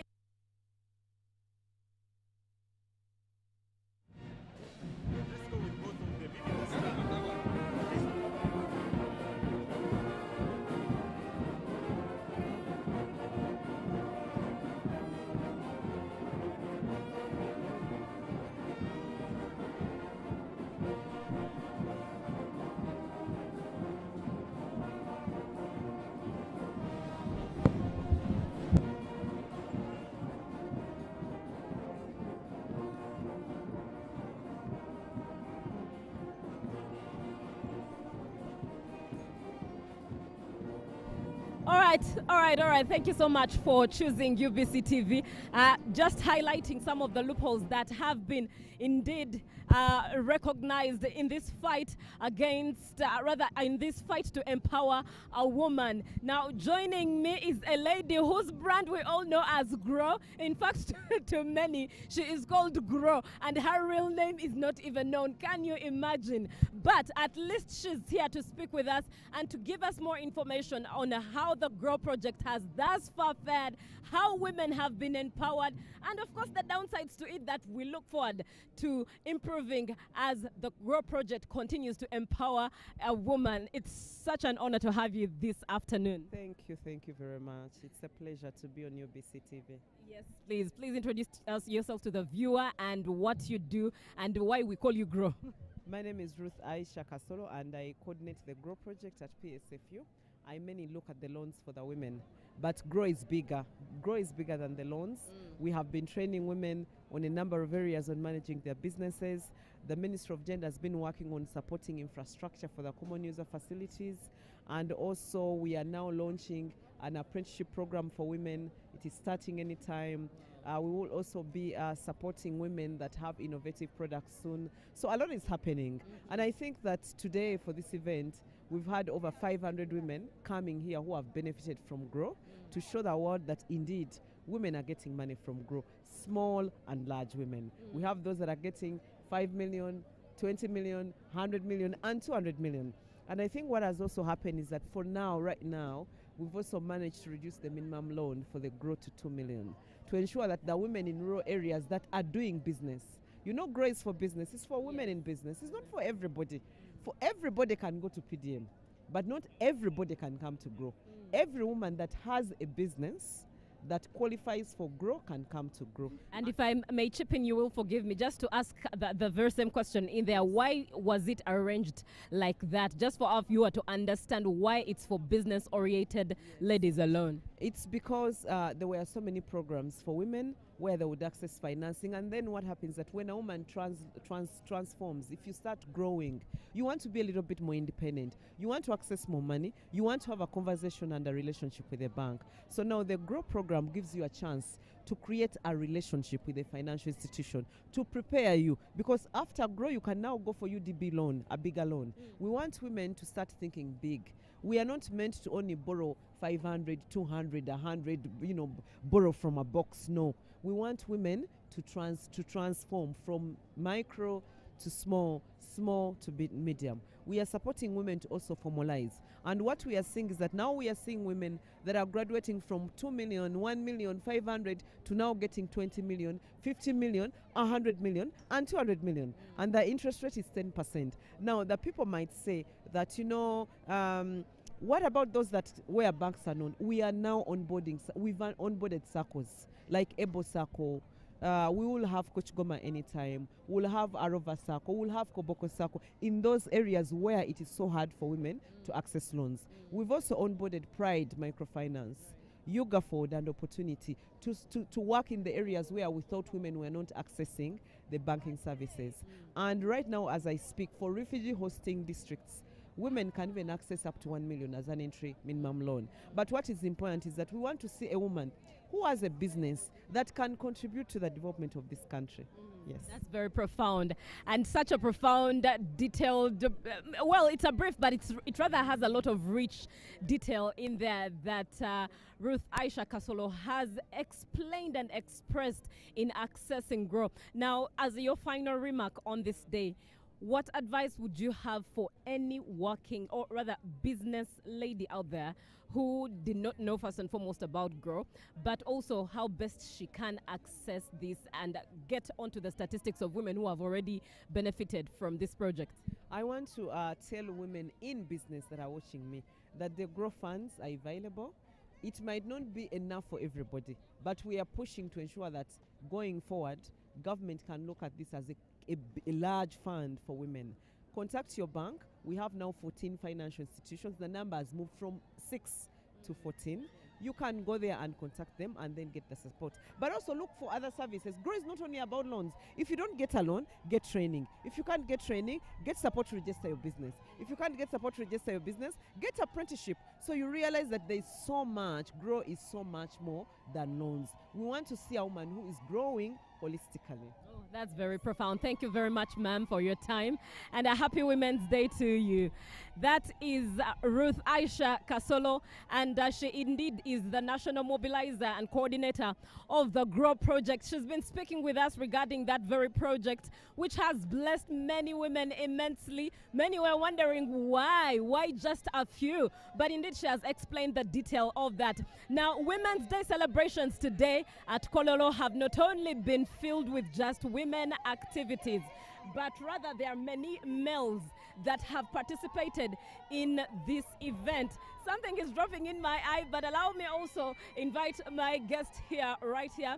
His name is Mohammed Job, and if you watched the part of the parade and the officers marching, you must have seen someone swing a mace in style, something that caught many of those who viewed their eyes, and we want to just hear from him. And of course, the fact that he's at an event that is meant to be for women, but then we have to get that detail from him. Good afternoon, Sebo. Good afternoon, madam. How are you? I'm all right. Once again, please introduce yourself. I am called Lance Koporo Mohamed Job from UPDF Band. All right, so why you're here is because you caught our eye with the mace and how you were swinging it. First, let me just ask about the training. How long did it take you to swing this thing? I think I started training it since when I was like in P6, P7. So after joining army, I started practicing it. That's where I am now. As you were swinging it, one of the questions that was going through my mind and just cascading down my brain was, wasn't there a woman who could swing it? They are there, but they are still practicing. And I think next parade, Women's Day, they will be showcasing. Yeah, so I'm making them practice. So you're mentoring others? Yes. How does it feel for you to be part of a Women's Day celebration and for you to have been part of a whole parade filled with women and perhaps the only man or one of the few men that were on that parade? I feel okay because I'm nurturing them, so I'm mentoring them. And boys, I promised my daughter that today, because today is her birthday, so I told her that today I will make it for you. So she's called Abina Duri. Happy birthday. I know she's seeing me. So I promised her that today I will make it for you. Indeed, happy birthday to Job's daughter. So as a man, as a gentleman who's been part of this celebration, but at the same time you also work with women, what does this day mean to you? Okay, I feel better. That's what I can say. Working with them, that's it. Today, what's one of the things you've learned about empowering a woman? Okay, what I can say is that working with them is a very good thing. There is the way how they make us feel better when we are with them. Yeah. And on this very day, being that it's your daughter's birthday, how do you pledge to empower her? I pledge to educate her more. Lovely. It's a pleasure talking to you, and I look forward to the next year's event, Women's Day. It will be a Monday, I believe. I look forward to a woman that you'll have trained to swing this mess. She'll be there. Exactly, she'll be there. Very well, thank you. For her. All right, thank you very much, Afande. It's been a pleasure speaking with you. You are watching UBC TV, concluding the 2026 celebrations of Women's Day here at Kololo, where the venue has been. My name is Julie F. Nantaba with Jen Nyiromjisha. Jen, what has the day been like for you? The day has really been a beautiful one for me. I actually couldn't forget to talk about the band. Yes. Yeah, I just loved everything about the band. I loved everything about the women in uniform, and it was really so amazing. And of course, what was so amazing about it is that these women are young. Yes. Very, very young. I just loved watching them. I just loved seeing them, and oh my God, they just inspired me. I know them. They were so young. By the way, what Jen is talking about, the fact that these ladies were young is a highlight. Such a highlight.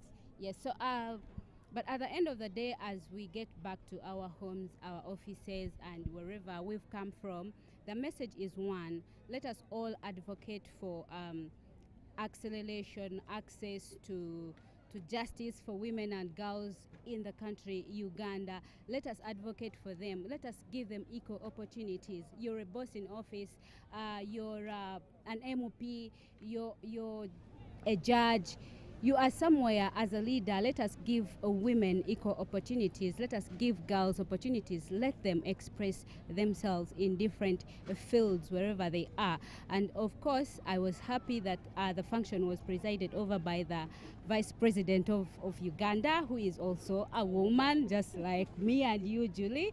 So yeah, it was really an amazing function.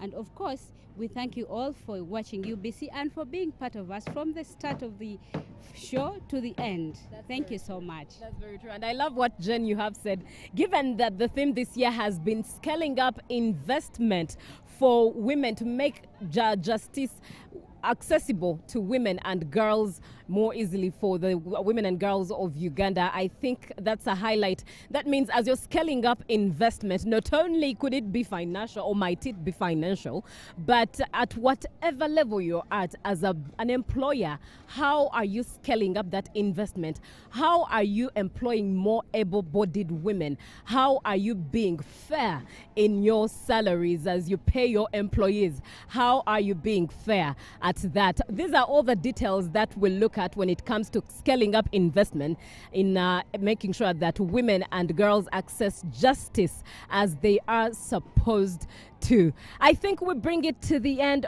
for now. It has been such a pleasure serving you and making sure that this event comes at the comfort of your living room, your office, wherever you're at. By the way, we've also been online, and in case you've missed the event, at least you can go to the UBC channel on YouTube and watch the whole event as it has transpired. For now, from the both of us to you, Uganda, stay inspired, stay blessed, be good, and it all remains for God and our country.